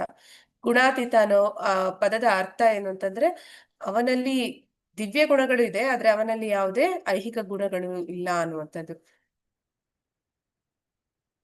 ಪದ್ಮಪುರಾಣವು ಮೊದಲನೆಯ ಅಧ್ಯಾಯದಲ್ಲಿ ಹೀಗೆ ಹೇಳಿದೆ: ಓ ಧರ್ಮ, ಧಾರ್ಮಿಕ ತತ್ವಗಳ ಸಂರಕ್ಷಕರೇ, ಎಲ್ಲಾ ಶ್ರೇಷ್ಠ ಮತ್ತು ಮಹೋನ್ನತ ಗುಣಗಳು ಕೃಷ್ಣನ ವ್ಯಕ್ತಿತ್ವದಲ್ಲಿ ಶಾಶ್ವತವಾಗಿ ಮೈದೋರಿವೆ. ಶ್ರದ್ಧಾವಂತರಾಗಬೇಕೆಂದು ಬಯಸುವ ಭಕ್ತರು ಹಾಗೂ ಲೋಕೋತ್ತರವಾದಿಗಳು ತಾವು ಅಂತಹ ದಿವ್ಯ ಗುಣಗಳನ್ನು ಪಡೆಯಬೇಕೆಂದು ಅಪೇಕ್ಷಿಸುತ್ತಾರೆ. ಪರಮ ಆನಂದದ ದಿವ್ಯ ರೂಪದ ಪ್ರಭು ಶ್ರೀಕೃಷ್ಣನು ಎಲ್ಲಾ ಆನಂದಕರ ದಿವ್ಯ ಗುಣಗಳು ಮತ್ತು ಅಚಿಂತ್ಯ ಶಕ್ತಿಗಳ ಆದಿಮೂಲ ಎಂದು ಇದರಿಂದ ಅರ್ಥ ಮಾಡಿಕೊಳ್ಳಬೇಕು. ಈ ವಿಚಾರದಲ್ಲಿ ಶ್ರೀಮದ್ ಭಾಗವತದ 3ನೇ ಸ್ಕಂದದ 26ನೇ ಅಧ್ಯಾಯದ 21 ಮತ್ತು 25, 27 ಹಾಗೂ 28ನೇ ಶ್ಲೋಕಗಳನ್ನು ಪರಾಮರ್ಶಿಸಬೇಕೆಂದು ಸೂಚಿಸ ಬಯಸುತ್ತೇವೆ. ಅಂದ್ರೆ ಇಲ್ಲಿ ಇನ್ನೊಂದು ವಿಚಾರ ಏನಂತ ಹೇಳ್ತಾರೆ ಅಂದ್ರೆ, ಭಗವಂತ ಅವನು ಸಚಿದಾನಂದ ವಿಗ್ರಹ. ಅವನು ಮಾತ್ರ ಅಲ್ಲ, ಅವನಿಗೆ ಸಂಬಂಧಪಟ್ಟಂತಹ ನಾಮ ರೂಪ ಗುಣ ಲೀಲೆಗಳು ಎಲ್ಲವೂ ಕೂಡ ಅವು ಹೇಗೆ ಭಗವಂತ ಆನಂದವನ್ನ ಕೊಡ್ತಾನೋ ಹಾಗೆ ಅವನಿಗೆ ಸಂಬಂಧಪಟ್ಟ ಪ್ರತಿಯೊಂದು ಕೂಡ ಎಲ್ಲ ಭಕ್ತರಿಗೂ ಆನಂದವನ್ನ ನೀಡುವಂತದ್ದು ಅನ್ನೋದನ್ನ ಹಿಂದೆ ನೋಡಿದ್ವಿ. ಶ್ರೀಪಾದ ರಾಮಾನುಜಾಚಾರ್ಯರು ವೇದಾಂತ ಸೂತ್ರವನ್ನು ಕುರಿತು ಬರೆದ ತಮ್ಮ ವ್ಯಾಖ್ಯಾನ ಗ್ರಂಥವಾದ ಶ್ರೀ ಭಾಷ್ಯದಲ್ಲಿ ಶಂಕರರ ವಾದವನ್ನು ಖಂಡಿಸಿದ್ದಾರೆ. ಶ್ರೀಪಾದ ಶಂಕರಾಚಾರ್ಯರು ಪಂಚರಾತ್ರಗಳನ್ನು ನಾಸ್ತಿಕ ಕಪಿಲನ ತತ್ವಶಾಸ್ತ್ರಕ್ಕೆ ಸಮೀಕರಿಸಲು ಪ್ರಯತ್ನಿಸಿದ್ದಾರೆ. ಹೀಗೆ ಪಂಚರಾತ್ರಗಳು ವೈದಿಕ ವಿಧಿಗಳಿಗೆ ತದ್ವಿರುದ್ಧವಾಗಿವೆ ಎಂದು ಸಾಧಿಸಲು ಪ್ರಯತ್ನಿಸಿದ್ದಾರೆ. ಸಂಕರ್ಷಣ ಎಂದು ಕರೆಯಲಾಗುವ ಜೀವಪುರುಷನು ಸರ್ವಕಾರಣಗಳ ಕಾರಣನಾದ ವಾಸುದೇವನಿಂದ ಹೊಮ್ಮಿದ್ದಾನೆ. ಮನಸ್ಸು ಆಗಿರುವ ಪ್ರದ್ಯುಮ್ನನು ಸಂಕರ್ಷಣನಿಂದ ಬಂದಿದ್ದಾನೆ. ಅಹಂಕಾರವಾದ ಅನಿರುದ್ಧನು ಪ್ರದ್ಯುಮ್ನನಿಂದ ಬಂದಿದ್ದಾನೆ ಎಂದು ಪಂಚರಾತ್ರಗಳು ಹೇಳುತ್ತವೆ. ಆದರೆ ಜೀವಿಯು ಜನ್ಮ ತಳೆದಿದ್ದಾನೆ ಅಥವಾ ಸೃಷ್ಟಿಗೊಂಡಿದ್ದಾನೆ ಎಂದು ಹೇಳಲಾಗುವುದಿಲ್ಲ, ಏಕೆಂದರೆ ಅಂತಹ ಹೇಳಿಕೆಯು ವೇದಗಳ ವಿಧಿಗಳಿಗೆ ವಿರುದ್ಧವಾಗಿದೆ. ಕಟ ಉಪನಿಷತ್ತಿನಲ್ಲಿ ಹೇಳಿದಂತೆ 2.18ರಲ್ಲಿ ಬಿಡಿ ಚೇತನಾತ್ಮಗಳಾದ ಜೀವಿಗಳು ಹುಟ್ಟನ್ನಾಗಲಿ ಸಾವನ್ನಾಗಲಿ ಪಡೆಯಲಾರವು. ಜೀವಿಗಳು ಶಾಶ್ವತ ಎಂದು ಎಲ್ಲಾ ವೈದಿಕ ಸಾಹಿತ್ಯವು ಘೋಷಿಸುತ್ತದೆ. ಆದ್ದರಿಂದ ಸಂಕರ್ಷಣನು ಜೀವ ಎಂದು ಹೇಳಿದಾಗ ಅವನು ಎಲ್ಲ ಜೀವಿಗಳ ಪ್ರಧಾನ ದೇವತೆ ಎಂದು ಇದು ಸೂಚಿಸುತ್ತದೆ. ಹಾಗೆಯೇ ಪ್ರದ್ಯುಮ್ನನು ಮನಸ್ಸಿನ ಪ್ರಧಾನ ದೇವತೆ, ಅನಿರುದ್ಧನು ಅಹಂಕಾರದ ಪ್ರಧಾನ ದೇವತೆ. ಅದರ ಪ್ರಧಾನ ದೇವತೆ ಅಂತ ಹೇಳ್ತಾ ಇರುವಂತದ್ದು ಅಂದ್ರೆ ಈಗ ಗುಣಾವತಾರಗಳಲ್ಲಿ ಹೇಳ್ತೀವಿ ಬ್ರಹ್ಮ ವಿಷ್ಣು ಮಹೇಶ್ವರ ಅಂತ, ರಜೋಗುಣ, ಸತ್ವಗುಣ ಮತ್ತೆ ತಮೋಗುಣ ಅಂತ. ಆದ್ರೆ ಅವರು ಆ ಗುಣದಲ್ಲಿ ಇದ್ದಾರೆ ಅಂತಲ್ಲ, ಆ ಗುಣಗಳ ಅಧಿಪತಿಗಳು ಅನ್ನುವಂತ ರೀತಿಯಲ್ಲಿ ಹೇಳುವಂಥದ್ದು. ಅದನ್ನೇ ಇಲ್ಲಿ ಹೇಳ್ತಾ ಇದ್ದಾರೆ. ಪಂಚರಾತ್ರದಲ್ಲಿ ಸಂಕರ್ಷಣ ಅವನು ಜೀವ, ಪ್ರದ್ಯುಮ್ನ ಅವನು ಪ್ರದ್ಯುಮ್ನ ಮನಸ್ಸು, ಮತ್ತೆ ಅನಿರುದ್ಧನ ಅಹಂಕಾರ ಅಂತ ಹೇಳ್ತಾ ಇದ್ದಾಗ ಅದರ ಅಧಿದೇವತೆಗಳು ಅವರು ಅನ್ನೋದನ್ನ ಇಲ್ಲಿ ಕ್ಲಿಯರ್ ಆಗಿ ಹೇಳ್ತಾ ಇದ್ದಾರೆ. ಮನಸ್ಸು ಆಗಿರುವ ಪ್ರದ್ಯುಮ್ನನು ಸಂಕರ್ಷಣನಿಂದ ಉತ್ಪತ್ತಿಯಾದ ಎಂದು ಹೇಳಿದೆ. ಆದರೆ ಸಂಕರ್ಷಣನು ಜೀವಿಯಾಗಿದ್ದರೆ ಇದನ್ನು ಅಂಗೀಕರಿಸಲಾಗುವುದಿಲ್ಲ, ಏಕೆಂದರೆ ಒಬ್ಬ ಜೀವಿಯು ಮನಸ್ಸಿಗೆ ಕಾರಣನಾಗಲಾರ. ಅಂದ್ರೆ ಇಲ್ಲಿ ಅವನು ಮನಸ್ಸಿನ ಅಂದ್ರೆ ಜೀವಿಯ ಅಧಿದೇವತೆ ಆಗಿದ್ದಾನೆ ಹೊರತು ಅವನು ಜೀವಿನೇ ಆಗಿರೋದಕ್ಕೆ ಸಾಧ್ಯ ಇಲ್ಲ. ಜೀವಿ ಆಗಿದ್ರೆ ಯಾವ ಒಂದು ಜೀವಿಯಿಂದನೂ ಇನ್ನೊಂದು ಮನಸ್ಸನ್ನ ಹುಟ್ಟಾಕೋದಕ್ಕೆ ಸಾಧ್ಯ ಇಲ್ಲ. ಮನಸ್ಸಿಗೆ ಕಾರಣನಾಗುವ ಪ್ರದ್ಯುಮ್ನ ಅವನಿಂದ ಬಂದ ಅಂತ ಹೇಳೋದಕ್ಕೆ ಸಾಧ್ಯ ಇಲ್ಲ. ಅದನ್ನ ಇಲ್ಲಿ ಹೇಳ್ತಾ ಇದ್ದಾರೆ. ಪ್ರತಿಯೊಂದು ಜೀವ ಅಂದ್ರೆ ಈ ವೇದಗಳಲ್ಲಿ ಶಾಸ್ತ್ರಗಳಲ್ಲಿ ಏನನ್ನ ಕೊಟ್ಟಿದ್ದಾರೆ ಆ ಪದಗಳನ್ನ ಅವರು ಲೀಲಾಜಾಲವಾಗಿ ಬಳಸಿ ಅದು ತಪ್ಪು ಅಂತ ವಾದ ಮಾಡೋದಕ್ಕೆ ಪ್ರಯತ್ನ ಪಡ್ತಾರೆ. ಅದನ್ನೇ ಇಲ್ಲಿ ಇನ್ನೂ ಹೆಚ್ಚಿನ ಭಕ್ತರು ಅದಕ್ಕೆ ಸರಿಯಾದ ಉತ್ತರಗಳನ್ನ ಇಲ್ಲಿ ಕೊಡ್ತಾ ಇದ್ದಾರೆ. ಪ್ರತಿಯೊಂದು ಜೀವ, ಮನಸ್ಸು ಮತ್ತು ಇಂದ್ರಿಯಗಳು ಸೇರಿದಂತೆ ದೇವೋತ್ತಮ ಪರಮಪುರುಷನಿಂದ ಬಂದಿದೆ ಎಂದು ವೈದಿಕ ವಿಧಿಗಳು ಹೇಳುತ್ತವೆ. ಜೀವಿಯು ಮನಸ್ಸನ್ನು ಸೃಷ್ಟಿಸುವುದು ಅಸಾಧ್ಯ, ಏಕೆಂದರೆ ಪ್ರತಿಯೊಂದು ಪರಮಪ್ರಭುವಾದ ಪರಮಸತ್ಯನಿಂದ ಬಂದಿದೆ ಎಂದು ವೇದಗಳು ಹೇಳುತ್ತವೆ. ಆದ್ದರಿಂದ 4 ರೂಪಗಳನ್ನು ಹೊತ್ತ ಈ ಪುರುಷರು ಸಾಧಾರಣ ಜೀವಿಗಳೆಂದು ಭಾವಿಸಲಾಗದು. ಅವರಲ್ಲಿ ಪ್ರತಿಯೊಬ್ಬನು ಪರಮ ದೇವೋತ್ತಮನ ಸ್ವಾಂಶ ವಿಸ್ತರಣೆ. ಹೀಗೆ ಅವರಲ್ಲಿ ಪ್ರತಿಯೊಬ್ಬರು ಜ್ಞಾನ, ಐಶ್ವರ್ಯ, ಶಕ್ತಿ, ಪ್ರಭಾವ, ಪೌರುಷ ಮತ್ತು ಸಾಮರ್ಥ್ಯಗಳಲ್ಲಿ ಪರಮಪ್ರಭುವಿಗೆ ಅನುರೂಪರಾಗಿದ್ದಾರೆ. ಪಂಚರಾತ್ರದಲ್ಲಿ ನೀಡಿರುವ ಪುರಾವೆಗಳನ್ನು ನಾವು ಉಪೇಕ್ಷಿಸಲಾಗುವುದಿಲ್ಲ. ಪಂಚರಾತ್ರಗಳನ್ನು ಶ್ರದ್ಧೆಯಿಂದ ಅಧ್ಯಯನ ಮಾಡಿಲ್ಲದ ಅಶಿಕ್ಷಿತ ವ್ಯಕ್ತಿಗಳು ಮಾತ್ರ ಜೀವಿಯ ಜನ್ಮ ಅಥವಾ ಆರಂಭದ ಬಗೆಗೆ ಪಂಚರಾತ್ರಗಳು ಶ್ರುತಿಗಳಿಗೆ ತದ್ವಿರುದ್ಧವಾಗಿವೆ ಎಂದು ಭಾವಿಸುತ್ತಾರೆ. ಈ ಸಂಬಂಧವಾಗಿ ಶ್ರೀಮದ್ ಭಾಗವತದ ತೀರ್ಮಾನವನ್ನು ನಾವು ಅಂಗೀಕರಿಸಬೇಕು. ಅದು ಹೀಗೆ ಹೇಳುತ್ತದೆ: ವಾಸುದೇವನೆಂದು ಪ್ರಸಿದ್ಧನಾದ ದೇವೋತ್ತಮ ಪರಮಪುರುಷನು ತನಗೆ ಶರಣಾಗತರಾದ ಭಕ್ತರ ವಿಷಯದಲ್ಲಿ ಅಪಾರವಾದ ವಾತ್ಸಲ್ಯವನ್ನು ಹೊಂದಿರುತ್ತಾನೆ. ಅವನು 4 ರೂಪಗಳಲ್ಲಿ ತನ್ನನ್ನೇ ವಿಸ್ತರಿಸಿಕೊಳ್ಳುತ್ತಾನೆ. ಆ ರೂಪಗಳು ಅವನಿಗೆ ಅಧೀನವಾಗಿರುತ್ತವೆ, ಅದೇ ಸಮಯದಲ್ಲಿ ಅವನಿಗೆ ಎಲ್ಲಾ ಅಂಶಗಳಲ್ಲಿಯೂ ಅನುರೂಪವಾಗಿರುತ್ತವೆ.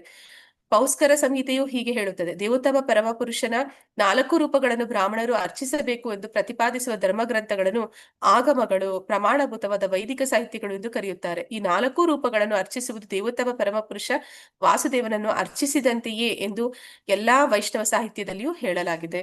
ಅದನ್ನು ಅವನು ತನ್ನ ವಿವಿಧ ವಿಸ್ತರಣೆಗಳಲ್ಲಿ ಷಡೈಶ್ವರ್ಯಗಳಲ್ಲಿ ತುಂಬಿದವನಾಗಿದ್ದು ತನ್ನ ಭಕ್ತರ ನಿಗದಿತ ಕರ್ತವ್ಯಗಳ ಫಲಗಳನ್ನು ಸ್ವೀಕರಿಸಬಲ್ಲ. ನರಸಿಂಹ, ರಾಮ, ಶೇಷ, ಕೂರ್ಮ ಮುಂತಾದ ಲೀಲೆಗಳಿಂದ ಕೂಡಿದ ವಿಸ್ತರಣೆಯನ್ನು ಪೂಜಿಸುವುದರಿಂದ ವ್ಯಕ್ತಿಯು ಚತುರ್ರೂಪ ಸಂಕರ್ಷಣನ್ನು ಪೂಜಿಸುವ ಉನ್ನತಿಕೆಯು ದೊರೆಯುತ್ತದೆ. ಆ ಸ್ಥಾನದಿಂದ ಪರಬ್ರಹ್ಮನ್ ಆದ ವಾಸುದೇವನನ್ನು ಪೂಜಿಸುವ ನೆಲೆಗೆ ವ್ಯಕ್ತಿಯು ಏರುತ್ತಾನೆ. ಪೌಸ್ಕರ ಸಂಹಿತೆಯಲ್ಲಿ ಹೀಗೆ ಹೇಳಿದೆ: ವ್ಯಕ್ತಿಯು ನಿಯಮನ ತತ್ವಗಳ ಪ್ರಕಾರ ಸಂಪೂರ್ಣವಾಗಿ ಆರಾಧಿಸಿದರೆ ದೇವೋತ್ತಮ ಪರಮಪುರುಷನಾದ ವಾಸುದೇವನನ್ನು ಸೇರುತ್ತಾನೆ. ಸಂಕರ್ಷಣ, ಪ್ರದ್ಯುಮ್ನ ಮತ್ತು ಅನಿರುದ್ಧರು ಪ್ರಭು ವಾಸುದೇವನಂತೆಯೇ ಇರುತ್ತಾರೆ, ಏಕೆಂದರೆ ಅವರೆಲ್ಲರಿಗೂ ಅಚಿಂತ್ಯವಾದ ಶಕ್ತಿ ಇದೆ. ಅವರು ವಾಸುದೇವನಂತೆಯೇ ದಿವ್ಯ ರೂಪಗಳನ್ನು ತಾಳಬಲ್ಲರು. ಸಂಕರ್ಷಣ, ಪ್ರದ್ಯುಮ್ನ ಮತ್ತು ಅನಿರುದ್ಧರು ಎಂದೂ ಜನ್ಮ ತಾಳಿದವರಲ್ಲ, ಆದರೆ ಅವರು ಪರಿಶುದ್ಧ ಭಕ್ತರ ಕಣ್ಮುಂದೆ ನಾನಾ ಅವತಾರಗಳಲ್ಲಿ ಪ್ರಕಟವಾಗಬಲ್ಲರು. ಎಲ್ಲಾ ವೈದಿಕ ಸಾಹಿತ್ಯದ ತೀರ್ಮಾನ ಇದೆ: ಪ್ರಭು ತನ್ನ ಅಚಿಂತ್ಯ ಶಕ್ತಿಯಿಂದ ತನ್ನ ಭಕ್ತರ ಎದುರು ಪ್ರಕಟವಾಗಬಲ್ಲ ಎಂಬುದು ಪಂಚರಾತ್ರಗಳ ಬೋಧನೆಗೆ ವ್ಯತಿರಿಕ್ತವಲ್ಲ. ಸಮಸ್ತ ಜೀವಿಗಳು, ಸಮಸ್ತ ಮನಸ್ಸು, ಸಮಸ್ತ ಅಹಂಕಾರ ಅನುಕ್ರಮವಾಗಿ ಸಂಕರ್ಷಣ, ಪ್ರದ್ಯುಮ್ನ, ಅನಿರುದ್ಧರು ಪ್ರಧಾನ ದೇವತೆಗಳಾಗಿದ್ದರಿಂದ ಸಂಕರ್ಷಣ, ಪ್ರದ್ಯುಮ್ನ ಮತ್ತು ಅನಿರುದ್ಧರಿಗೆ ಇರುವ ಜೀವ, ಮನಸ್ಸು ಮತ್ತು ಅಹಂಕಾರ ಎಂಬ ಉಪಾಧಿಗಳು ಧರ್ಮಗ್ರಂಥಗಳ ಹೇಳಿಕೆಗಳಿಗೆ ಎಂದು ವಿರುದ್ಧವಾಗಿಲ್ಲ. ಆಕಾಶ ಮತ್ತು ಬೆಳಕು ಎಂಬ ಶಬ್ದಗಳು ಕೆಲವು ಸಲ ಹೇಗೆ ಪರಮ ಬ್ರಹ್ಮನನ್ನು ಸೂಚಿಸುತ್ತವೆಯೋ ಹಾಗೆಯೇ ಆ ಶಬ್ದಗಳು ಆ ದೇವತೆಗಳನ್ನು ಸೂಚಿಸುತ್ತವೆ. ಆಕಾಶ ಅಥವಾ ಬೆಳಕು, ಅದನ್ನ ನಾವು ಪರಬ್ರಹ್ಮ ಅಂತ ಇಲ್ಲಿ ಕರೀತಾ ಇದ್ದಾರೆ. ಅದೇ ಸಮಯದಲ್ಲಿ ಅದರ ದೇವತೆ ಸೂರ್ಯನಿಗೂ ಕೂಡ ಹೇಳ್ತಾರೆ. ಧರ್ಮಗ್ರಂಥಗಳ ಜೀವಿಗಳ ಜನನ ಮತ್ತು ಉತ್ಪತ್ತಿಯನ್ನು ಕುರಿತ ಸಂಪೂರ್ಣವಾಗಿ ನಿರಾಕರಿಸುತ್ತೇವೆ. ಬೇರೆಯವರ ಉದ್ದೇಶಗಳಿಗೆ ಉಪಯೋಗಿಸಲ್ಪಡುವ ಐಹಿಕ ಪ್ರಕೃತಿಯು ವಾಸ್ತವವಾಗಿ ಜಡ ಮತ್ತು ಸದಾ ರೂಪಾಂತರಕ್ಕೆ ಬದ್ಧವಾಗಿರುತ್ತದೆ ಎಂದು ಪರಮ ಸಂಹಿತೆಯಲ್ಲಿ ವರ್ಣಿಸಲಾಗಿದೆ. ಐಹಿಕ ಪ್ರಕೃತಿಯ ನೆಲೆಯು ಕಾಮ್ಯಕರ್ಮಿಗಳ ಚಟುವಟಿಕೆಗಳ ಅಖಾಡ. ಐಹಿಕ ಕ್ಷೇತ್ರವು ದೇವೋತ್ತಮ ಪರಮಪುರುಷನಿಗೆ ಬಾಹ್ಯವಾಗಿ ಸಂಬಂಧಿಸಿರುವುದರಿಂದ ಅದು ಶಾಶ್ವತ. ಆದರೆ ಈ ಭೌತಿಕ ಜಗತ್ತು ಏನಂತ ಹೇಳ್ತಾರೆ ಈ ನಿರಾಕಾರವಾದಿಗಳು? ಜಗತ್ ಸತ್ಯ, ಬ್ರಹ್ಮ ಸತ್ಯ, ಜಗತ್ ಮಿಥ್ಯ ಅಂತ ಹೇಳ್ತಾರೆ. ಆದ್ರೆ ಇಲ್ಲಿ ಇದು ಮಿಥ್ಯೆ ಅಲ್ಲ. ಪ್ರಭುಪಾದರು ಹೇಳುವಾಗೆ ಅದು ಶಾಶ್ವತ ಆದದ್ದೇ ಆಗಿದ್ರು ಕೂಡ ಅಲ್ಲಿ ಜೀವಿಗಳು ಒಂದು ಪ್ರಳಯದಲ್ಲಿ ಅವರು ಬದಲಾಗ್ತಾ ಇರ್ತಾರೆ. ಪ್ರತಿಯೊಂದು ಸಂಹಿತೆಯಲ್ಲಿಯೂ ಜೀವಿಯು ಶಾಶ್ವತವೆಂದು ಅಂಗೀಕರಿಸಲಾಗಿದೆ. ಅಂದ್ರೆ ಆತ್ಮದ ಸ್ವರೂಪದಲ್ಲಿ ಜೀವಿ ಕೂಡ ಶಾಶ್ವತ. ಪಂಚರಾತ್ರಗಳಲ್ಲಿ ಜೀವಿಯ ಜನನವನ್ನು ಸಂಪೂರ್ಣವಾಗಿ ಅಲ್ಲಗೆಳೆಯಲಾಗಿದೆ. ಯಾವುದೇ ಉತ್ಪತ್ತಿಯಾಗಲಿ ಅದು ನಾಶವಾಗಲೇಬೇಕು. ಆದ್ದರಿಂದ ನಾವು ಜೀವಿಯ ಜನನವನ್ನು ಅಂಗೀಕರಿಸಿದರೆ ಅವನ ನಾಶಕ್ಕೂ ಅಂಗೀಕರಿಸಬೇಕಾಗುತ್ತದೆ. ಆದರೆ ವೈದಿಕ ಸಾಹಿತ್ಯಗಳು ಜೀವಿಯು ಶಾಶ್ವತ ಎಂದು ಹೇಳುವುದರಿಂದ ಜೀವಿಯನ್ನು ಒಂದು ನಿರ್ದಿಷ್ಟ ಕಾಲದಲ್ಲಿ ಉತ್ಪತ್ತಿ ಮಾಡಬೇಕು ಎಂದು ನಾವು ಯೋಚಿಸಬಾರದು. ಪರಮ ಸಂಹಿತೆಯ ಪ್ರಭಾವದಲ್ಲಿ ಐಹಿಕ ಪ್ರಕೃತಿಯ ಮೇಲ್ಮೈ ನಿರಂತರವಾಗಿ ಬದಲಾಯಿಸಬಲ್ಲದು ಎಂದು ಖಚಿತವಾಗಿ ಹೇಳಲಾಗಿದೆ. ಆದ್ದರಿಂದ ಪ್ರಾರಂಭ, ನಾಶ ಮುಂತಾದ ಎಲ್ಲ ಶಬ್ದಗಳು ಐಹಿಕ ಪ್ರಕೃತಿಯಲ್ಲಿ ಮಾತ್ರ ಅನ್ವಯವಾಗುತ್ತದೆ. ಅಂದ್ರೆ ಪ್ರಕೃತಿ, ಈ ಪಂಚಭೂತಗಳು, ಇದರಲ್ಲಿ ಪ್ರಾರಂಭ, ನಾಶ ಅನ್ನುವಂಥದ್ದು ಇದೆಯೇ ಹೊರತು ಅದು ಭಗವಂತನ ವಿಭಿನ್ನಾಂಶಗಳು, ಆ ಶಕ್ತಿ, ತಟಸ್ಥ ಶಕ್ತಿ ಅಥವಾ ಅವನ ಅಂತರಂಗ ಶಕ್ತಿ, ಈ ಶಕ್ತಿಗಳಲ್ಲಿ ಅದು ಯಾವುದೇ ಒಂದು ನಾಶ ಅಥವಾ ಸೃಷ್ಟಿ, ಪ್ರಾರಂಭ ಅನ್ನುವಂಥದ್ದು ಇಲ್ಲ ಅನ್ನೋದನ್ನ ಇಲ್ಲಿ ಹೇಳ್ತಾ ಇದ್ದಾರೆ. ಈ ಎಲ್ಲಾ ಅಂಶಗಳನ್ನು ಪರಿಗಣಿಸಿ ಸಂಕರ್ಷಣನು ಒಬ್ಬ ಜೀವನಾಗಿ ಹುಟ್ಟಿದ ಎಂಬ ಶಂಕರಾಚಾರ್ಯರ ಹೇಳಿಕೆಯು ವೈದಿಕ ಹೇಳಿಕೆಗಳಿಗೆ ಸಂಪೂರ್ಣವಾಗಿ ವಿರುದ್ಧವಾಗಿದೆ ಎಂದು ನಾವು ಅರ್ಥ ಮಾಡಿಕೊಳ್ಳಬೇಕು. ಮೇಲ್ಕಂಡ ವಾದಗಳಿಂದ ಅವರ ಪ್ರತಿಪಾದನೆಗಳನ್ನು ಸಂಪೂರ್ಣವಾಗಿ ಅಲ್ಲಗೆಳೆಯಲಾಗಿದೆ. ಈ ವಿಚಾರದಲ್ಲಿ ಶ್ರೀಮದ್ ಭಾಗವತವನ್ನು ಕುರಿತ ಶ್ರೀಧರ ಸ್ವಾಮಿಗಳ ವ್ಯಾಖ್ಯಾನವನ್ನು ಬಹಳ ಪ್ರಯೋಜನಕಾರಿಯಾಗಿದೆ. ಸಂಕರ್ಷಣನು ಒಬ್ಬ ಸಾಧಾರಣ ಜೀವಿ ಎಂದು ಸಾಧಿಸಲು ಪ್ರಯತ್ನಿಸುತ್ತಾ ಶಂಕರಾಚಾರ್ಯರು ಮಾಡಿದ ಪ್ರತಿಪಾದನೆಗಳ ವಿವರವಾದ ಖಂಡನೆಯನ್ನು ಶ್ರೀ ಭಾಷ್ಯವನ್ನು ಕುರಿತ ಶ್ರೀಮದ್ ಸುದರ್ಶನಾಚಾರ್ಯರ ವ್ಯಾಖ್ಯಾನದಲ್ಲಿ ನೋಡಬಹುದು. ಅದು ಶ್ರುತ ಪ್ರಕಾಶಿಕ ಎಂದು ಪ್ರಸಿದ್ಧವಾಗಿದೆ. ಮೂಲ 4 ರೂಪಗಳು ಕೃಷ್ಣ, ಬಲದೇವ, ಪ್ರದ್ಯುಮ್ನ ಮತ್ತು ಅನಿರುದ್ಧ ಇನ್ನು 4 ರೂಪಗಳಾಗಿ ವಿಸ್ತರಣೆಗೊಂಡಿದ್ದಾರೆ. ಇವು ಪರವ್ಯೋಮದ ವೈಕುಂಠ ಲೋಕಗಳಲ್ಲಿ ಇವೆ. ಆದ್ದರಿಂದ ಪರವ್ಯೋಮದಲ್ಲಿ ಇರುವ 4 ರೂಪಗಳು ದ್ವಾರಕೆಯಲ್ಲಿರುವ ಮೂಲ 4 ರೂಪಗಳ 2ನೆಯ ಪ್ರಕಟ ರೂಪಗಳು. ಮೇಲೆ ವಿವರಿಸಿದಂತೆ ವಾಸುದೇವ, ಸಂಕರ್ಷಣ, ಪ್ರದ್ಯುಮ್ನ, ಅನಿರುದ್ಧ ಇವರು ಎಲ್ಲಾ ವ್ಯತ್ಯಾಸರಹಿತರು. ಇವರು ಪ್ರಕೃತಿ ಗುಣಗಳೊಡನೆ ಯಾವ ಸಂಬಂಧವನ್ನು ಹೊಂದಿಲ್ಲದ ಪರಮ ಪ್ರಭುವಿನ ದಿವ್ಯ ಸ್ವಾಂಶ ವಿಸ್ತರಣೆಗಳು. ಎರಡನೆಯ 4 ರೂಪಗಳಲ್ಲಿ ಸಂಕರ್ಷಣ ರೂಪವು ಬಲರಾಮನ ಪ್ರತಿನಿಧಿಕ ರೂಪವಷ್ಟೇ ಅಲ್ಲ, ಕಾರಣ ಸಮುದ್ರದ ಮೂಲ ಕಾರಣವೂ ಹೌದು. ಇಲ್ಲಿ ಕಾರಣೋದಕಶಾಹಿ ವಿಷ್ಣು ಅಸಂಖ್ಯಾತ ಬ್ರಹ್ಮಾಂಡ ಬೀಜಗಳನ್ನು ಉಸಿರಾಡುತ್ತಾ ಮಲಗಿ ನಿದ್ರಿಸುತ್ತಿದ್ದಾನೆ.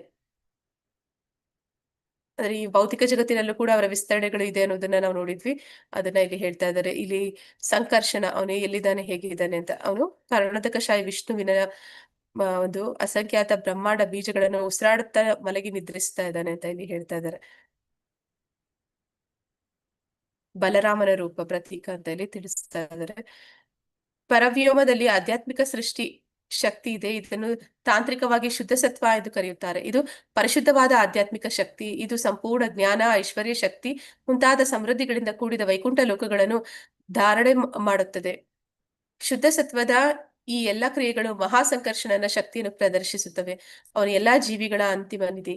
ಈ ಜೀವಿಗಳು ಐಹಿಕ ಪ್ರಪಂಚದಲ್ಲಿ ಸಂಕಟ ಪಡುತ್ತಿರುತ್ತಾರೆ. ಬ್ರಹ್ಮಾಂಡದ ಸೃಷ್ಟಿಯು ಲಯವಾದಾಗ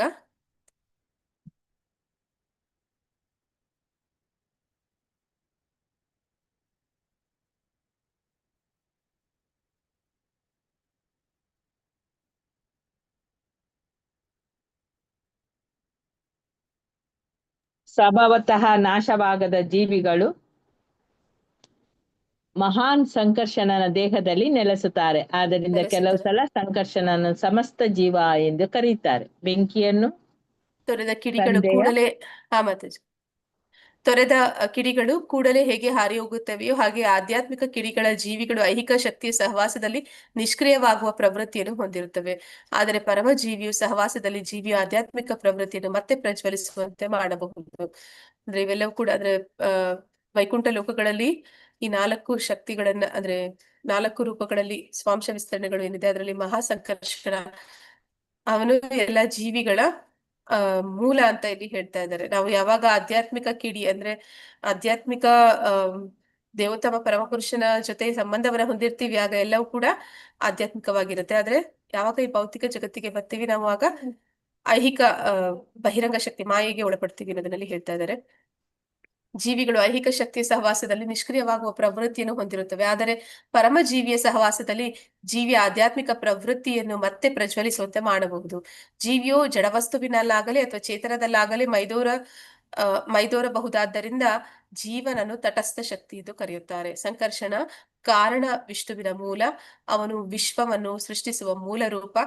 ಆ ಸಂಕರ್ಷಣನು ಶ್ರೀ ನಿತ್ಯಾನಂದ ರಾಮರ ಸ್ವಾಂಶ ವಿಸ್ತರಣೆ. ಅಂದ್ರೆ ಇಲ್ಲಿ ಸಂಕರ್ಷಣ ಅಂದ್ರೆ ಸ್ವತಃ ಬಲರಾಮ. ಅವನ ಒಂದು ಮೂಲ ಎಲ್ಲಾ ಸೃಷ್ಟಿಗೆ ಮೂಲ ಕೂಡ ಅವನಾಗ್ತಾನೆ. ಆದ್ರೆ ಸಂಕರ್ಷಣ ನಿಂದ ಬರುವಂತದ್ದು ಮಹಾವಿಷ್ಣುವಿನಿಂದ ಬರುವಂತದ್ದು ಆ ಒಂದು ಪುರುಷಾವತಾರಗಳು. ಹೀಗೆ ಎಲ್ಲ ಸೃಷ್ಟಿಗೆ ಮೂಲ ಸಂಕರ್ಷಣನು ಕೂಡ ಆಗ್ತಾನೆ. ಅವನು ಸಾಧಾರಣ ಜೀವಿ ಆಗೋದಕ್ಕೆ ಸಾಧ್ಯ ಇಲ್ಲ ಅನ್ನುವಂಥದ್ದು ಈ ಒಂದು ಶ್ಲೋಕದ ವಾದ. ಅಂದ್ರೆ ಶಂಕರಾಚಾರ್ಯರ ಅವನನ್ನ ಜೀವಿ ಅಂತ ಕರೆದ್ರು. ಆ ಜೀವಿ ಎನ್ನುವಂಥದ್ದು ಆ ಪದ ತಪ್ಪು, ಆದ್ರೆ ಅದನ್ನ ಅರ್ಥೈಸ್ತಾ ಇರುವಂತ ರೀತಿ ತಪ್ಪು ಅನ್ನೋದನ್ನ ಇಲ್ಲಿ ಪ್ರಭುಪಾದರು ಅನೇಕ ಆಚಾರ್ಯರು ಅದಕ್ಕೆ ಅನೇಕ ವಾದಗಳನ್ನ ಮಂಡಿಸಿ ಒಂದು ಶಂಕರಾಚಾರ್ಯರ ನಿರಾಕಾರ ತತ್ವವನ್ನ ಅಲ್ಲಿ ಅವರು ಅಲ್ಲಗೆಳಿತಾ ಇದ್ದಾರೆ. ಮತ್ತೆ ಅದನ್ನ ಸೋಲಿಸ್ತಾ ಇದ್ದಾರೆ. ಮತ್ತೆ ಕೊನೆಗೆ ಹೇಳ್ತಾ ಇದ್ದಾರೆ ಎಲ್ಲಾ ಜೀವಿಗಳ ಮೂಲ ಪುರುಷ ಸಂಕರ್ಷಣ. ಆ ಜೀವ ತತ್ವ ಏನಿದೆ ಅದಕ್ಕೆ ಮೂಲ ಅವನು. ಹಾಗಾಗಿ ಭಗವಂತನ 4 ಚತುರ್ವ್ಯೂಹಗಳು ಏನಿದೆ ಅವುಗಳು ಯಾವ್ದು ಜೀವತತ್ವ ಅಲ್ಲ. ಅವೆಲ್ಲವೂ ಕೂಡ ಸ್ವಾಂಶ ವಿಸ್ತರಣೆಗಳು. ಭಗವಂತನಷ್ಟೇ ಶಕ್ತಿಶಾಲಿಗಳು. ಮತ್ತೆ ಭಗವಂತನ ಇನ್ನೊಂದು ರೂಪಗಳು ಅಂತ ಅನ್ನೋದನ್ನ ಇಲ್ಲಿ ಹೇಳ್ತಾ ಇದ್ದಾರೆ. ಅವರನ್ನ ಸಾಧಾರಣ ವ್ಯಕ್ತಿಗಳು ಜೀವಿಗಳು ಅಂತ ನಾವು ಕಲ್ಪನೆ ಮಾಡ್ಕೊಂಡ್ರೆ ಸಂಕರ್ಷಣನಿಂದ ಮನಸ್ಸಿಗೆ ಅಧಿಪತಿಯಾದಂತಹ ಪ್ರದ್ಯುಮ್ನ ಆಗ್ಲಿ ಅಥವಾ ಅವನಿಂದ ಅಹಂಕಾರವನ್ನ ಹುಟ್ಟಿಸೋದಕ್ಕೆ ಸಾಧ್ಯ ಇಲ್ಲ ಅಂತ. ಇಲ್ಲಿ ಜೀವಿಯಿಂದ ಮನಸ್ಸನ್ನು ಹುಟ್ಟಿಸೋದಕ್ಕೆ ಸಾಧ್ಯ ಇಲ್ಲ ಅನ್ನೋ ಹೇಳಿಕೆಯ ಮೂಲಕ ಸಂಕರ್ಷಣ ಅನ್ನುವಂಥದ್ದು ಜೀವತತ್ವದ ಅಧಿದೇವತೆ ಆಗಿದ್ದಾನೆ ಅನ್ನೋದನ್ನ ಇಲ್ಲಿ ಹೇಳ್ತಾ ಇದ್ದಾರೆ. ಅಂದ್ರೆ ಅವನು ಜೀವಿ ಅನ್ನುವಂಥದ್ದು ಅಲ್ಲ ಅದರ ಅರ್ಥ. ಪಂಚರಾತ್ರದ ವಿಧಿಗಳನ್ನ ಅಲ್ಲಿ ವಾದದಲ್ಲಿ ಮಂಡಿಸೋದಕ್ಕೆ ಹೋಗ್ತಾ ಇದ್ದಾರೆ ಶಂಕರಾಚಾರ್ಯರು. ಆ ಒಂದು ವಾದದಲ್ಲಿ ಅವರನ್ನ ಎಲ್ಲಾ ಒಂದು ಆಚಾರ್ಯರು ಸೋಲಿಸಿದ್ದಾರೆ. ಹರೇ ಕೃಷ್ಣ. ವಾಂಛಾಕಲ್ಪತರುಭ್ಯಶ್ಚ ಕೃಪಾ ಸಿಂಧುಭ್ಯ ಏವ ಚ ಪತಿತನಾಂ ಪಾವನೇಭ್ಯೋ ವೈಷ್ಣವೇಭ್ಯೋ ನಮೋ ನಮಃ. ಅನಂತ ಕೋಟಿ ವೈಷ್ಣವ ವೃದ್ಧಿ ಕಿ ಜೈ. ನಾಮಾಚಾರಿ ಹರಿದಾಸ್ ಠಾಕೂರ್ ಕಿ ಜೈ. ಇಲ್ಲಿ ನೆರೆದಿರುವಂತ ಎಲ್ಲ ಭಕ್ತರಿಗೂ ಜೈ. ಹರೇ ಕೃಷ್ಣ. ಯಾರಿಗಾದ್ರೂ ಪ್ರಶ್ನೆಗಳಿದ್ರೆ ಕೇಳ್ಬಹುದು ಅಥವಾ ನಿಮ್ಗೆ ಅರ್ಥ ಆಗಿದ್ದನ್ನ ಹೇಳ್ಬೋದು. ಹರೇ ಕೃಷ್ಣ. ಕ್ಷಮಿಸಿ, ಸಮಯ ಜಾಸ್ತಿ ತಗೊಂಡ್ಬಿಟ್ಟೆ. ನೆನ್ನೆ ನಾನು ಮಾಡಿದ ತಪ್ಪಿಗೆ ಇವತ್ತು ಬ್ಯಾಲೆನ್ಸ್ ಆಗಿದೆ. ಹರೇ ಕೃಷ್ಣ ಮಾತಾಜಿ, ಧನ್ಯವಾದಗಳು. ಧನ್ಯವಾದಗಳು ಅಲ್ಲ ಮಾತಾಜಿ. ಮಾತಾಜಿ ದೊಡ್ಡ ಶ್ಲೋಕ ಅಲ್ಲ, ಅದಕ್ಕೆ ಸಮಯ ಹೋಗ್ತದೆ. ಮಾತಾಜಿ ಅಲ್ಲಿ ಇಲ್ಲಿ ಬಿರ್ಲಿ ಬಿಡಿ ಮಾತಾಜಿ ಆಗ್ಲಿ. ಇನ್ನೊಂದು 18 ನಿಮಿಷ ಜಾಸ್ತಿ ಆಯ್ತು ಅಷ್ಟೇ. ಧನ್ಯವಾದಗಳು ಮಾತಾಜಿ. ಧನ್ಯವಾದಗಳು. ಧನ್ಯವಾದಗಳು. ಮಾತಾಜಿ ಧನ್ಯವಾದಗಳು. ಧನ್ಯವಾದಗಳು ಮಾತಾಜಿ. ಹರೇ ಕೃಷ್ಣ. ಧನ್ಯವಾದಗಳು ಮಾತಾಜಿ. ಧನ್ಯವಾದಗಳು ಮಾತಾಜಿ. ಧನ್ಯವಾದಗಳು ಮಾತಾಜಿ. ಹರೇ ಕೃಷ್ಣ. ಹರೇ ಕೃಷ್ಣ ಮಾತಾಜಿ. ಹರೇ ಕೃಷ್ಣ. ಧನ್ಯವಾದಗಳು ಮಾತಾಜಿ. ಹರೇ ಕೃಷ್ಣ. ಮಾತಾಜಿ, ನಂಗೊಂದು ಡೌಟ್ ಇದೆ, ಕೇಳ್ಬೋದಾ? ಹೇಳಿ ಮಾತಾಜಿ. ಮಾತಾಜಿ, ಶಂಕರಾಚಾರ್ಯರು ವೇದಗಳನ್ನ ತರಕ್ಕೆ ಅಂತಾನೆ ಅಲ್ವಾ ಅವರು ವೇದಗಳನ್ನೆಲ್ಲ ಮತ್ತೆ ಪುನರ್ ಇದ್ ಮಾಡಿದ್ದು? ಯಾಕಂದ್ರೆ ಬುದ್ಧ ಬಂದಾಗ ಅವ್ರು ವೇದಗಳು ಬೇಡ ಅಂತ ತಡೆದಿದ್ರು. ಆದ್ರೆ ಶಂಕರಾಚಾರ್ಯರು ಮತ್ತೆ ಅದನ್ನೆಲ್ಲ ತಂದ್ರು. ಅದ್ ತಂದ್ಮೇಲೆ ಮತ್ತೆ ಅವರು ಯಾಕೆ ಶಂಕರ್ನ ಅಂದ್ರೆ ಇವ್ರು ಇದು ಶಂಕರ್ನ ಇವ್ರ ಸಂಕರ್ಷಣ. ಅಂತ ಹೇಳಿದ್ರು? ಸಂಕರ್ಷಣ ಇವರೆಲ್ಲರೂ ಕೂಡ ಎಲ್ಲಿ ಬರುತ್ತೆ ಅಂದ್ರೆ ಮಾತಾಜಿ ಭಾಗವತದಲ್ಲಿ ಬರುತ್ತೆ. ಅವರು ಭಾಗವತ ಪಂಚರಾತ್ರ ವಿಧಿಗಳು ಭಕ್ತರು ಏನು ಆರಾಧನೆ ಮಾಡ್ತಾರೆ ಆ ರೀತಿ ಇರೋದಕ್ಕೆ ಅವರು ವಾದ ಮಾಡ್ತಾ ಇದ್ರು. ಆದ್ರೆ ಅದನ್ನ ಅವರು ಅಲ್ಲಗೆಳೆದು ಅದ್ವೈತ ಸಿದ್ಧಾಂತವನ್ನ ಹೇಳ್ತಾ ಇದ್ರು. ಅಂದ್ರೆ ಇಲ್ಲಿ ಅವರು ಏನ್ ಮಾಡಿದ್ರು, ವೇದಗಳನ್ನ ವಾಪಸ್ ತರಬೇಕಾದ್ರೆ ಅವರು ಪ್ರಾರಂಭದ ಹಂತದಲ್ಲಿ ಇದ್ದಾರೆ. ಅಂದ್ರೆ ವೇದಗಳನ್ನ ಧಿಕ್ಕರಿಸಿ ಹೋಗಿದ್ದಾರೆ. ಆ ಜನರನ್ನ ಆಕರ್ಷಣೆ ಮಾಡ್ಬೇಕು ಅಂತಂದ್ರೆ ಹೇಗೆ ಮಾಡೋದು? ಸತ್ಯವನ್ನು ನೇರವಾಗಿ ಹೇಳಿದ್ರೆ ಯಾರು ಅಷ್ಟು ಸುಲಭವಾಗಿ ಸ್ವೀಕಾರ ಮಾಡಲ್ಲ, ಒಪ್ಕೊಳ್ಳಲ್ಲ. ಅದಕ್ಕೆ ಅವ್ರು ಏನ್ ಮಾಡಿದ್ರು, ಅವ್ರಿಗೆ ಆಸೆ ಹುಟ್ಟಿಸಿದ್ರು. ಏನಂತ ಆಸೆ ಹುಟ್ಟಿಸಿದ್ರು ಅಂದ್ರೆ, ನೀವು ದೇವರಾಗ್ತೀರಾ, ನೀವು ದೇವರಾಗಕ್ಕೆ ಸಾಧ್ಯ ಇದೆ, ನೀವು ದೇವರಲ್ಲಿ ಲೀನ ಆಗೋದಕ್ಕೆ ಸಾಧ್ಯ ಇದೆ, ನೀವು ದೇವರಲ್ಲಿ ಒಂದಾಗೋದಕ್ಕೆ ಸಾಧ್ಯ ಇದೆ. ಈ ಮಾಯಾವಾದ ನಿರಾಕಾರವಾದನ ಅವ್ರಿಗೆ ಆಸೆ ಹುಟ್ಟಿಸಿ ಅವ್ರನ್ನ ದಾರಿ ತಪ್ಪಿಸಿದ್ರು. ಅಂದ್ರೆ ಅವ್ರೇನು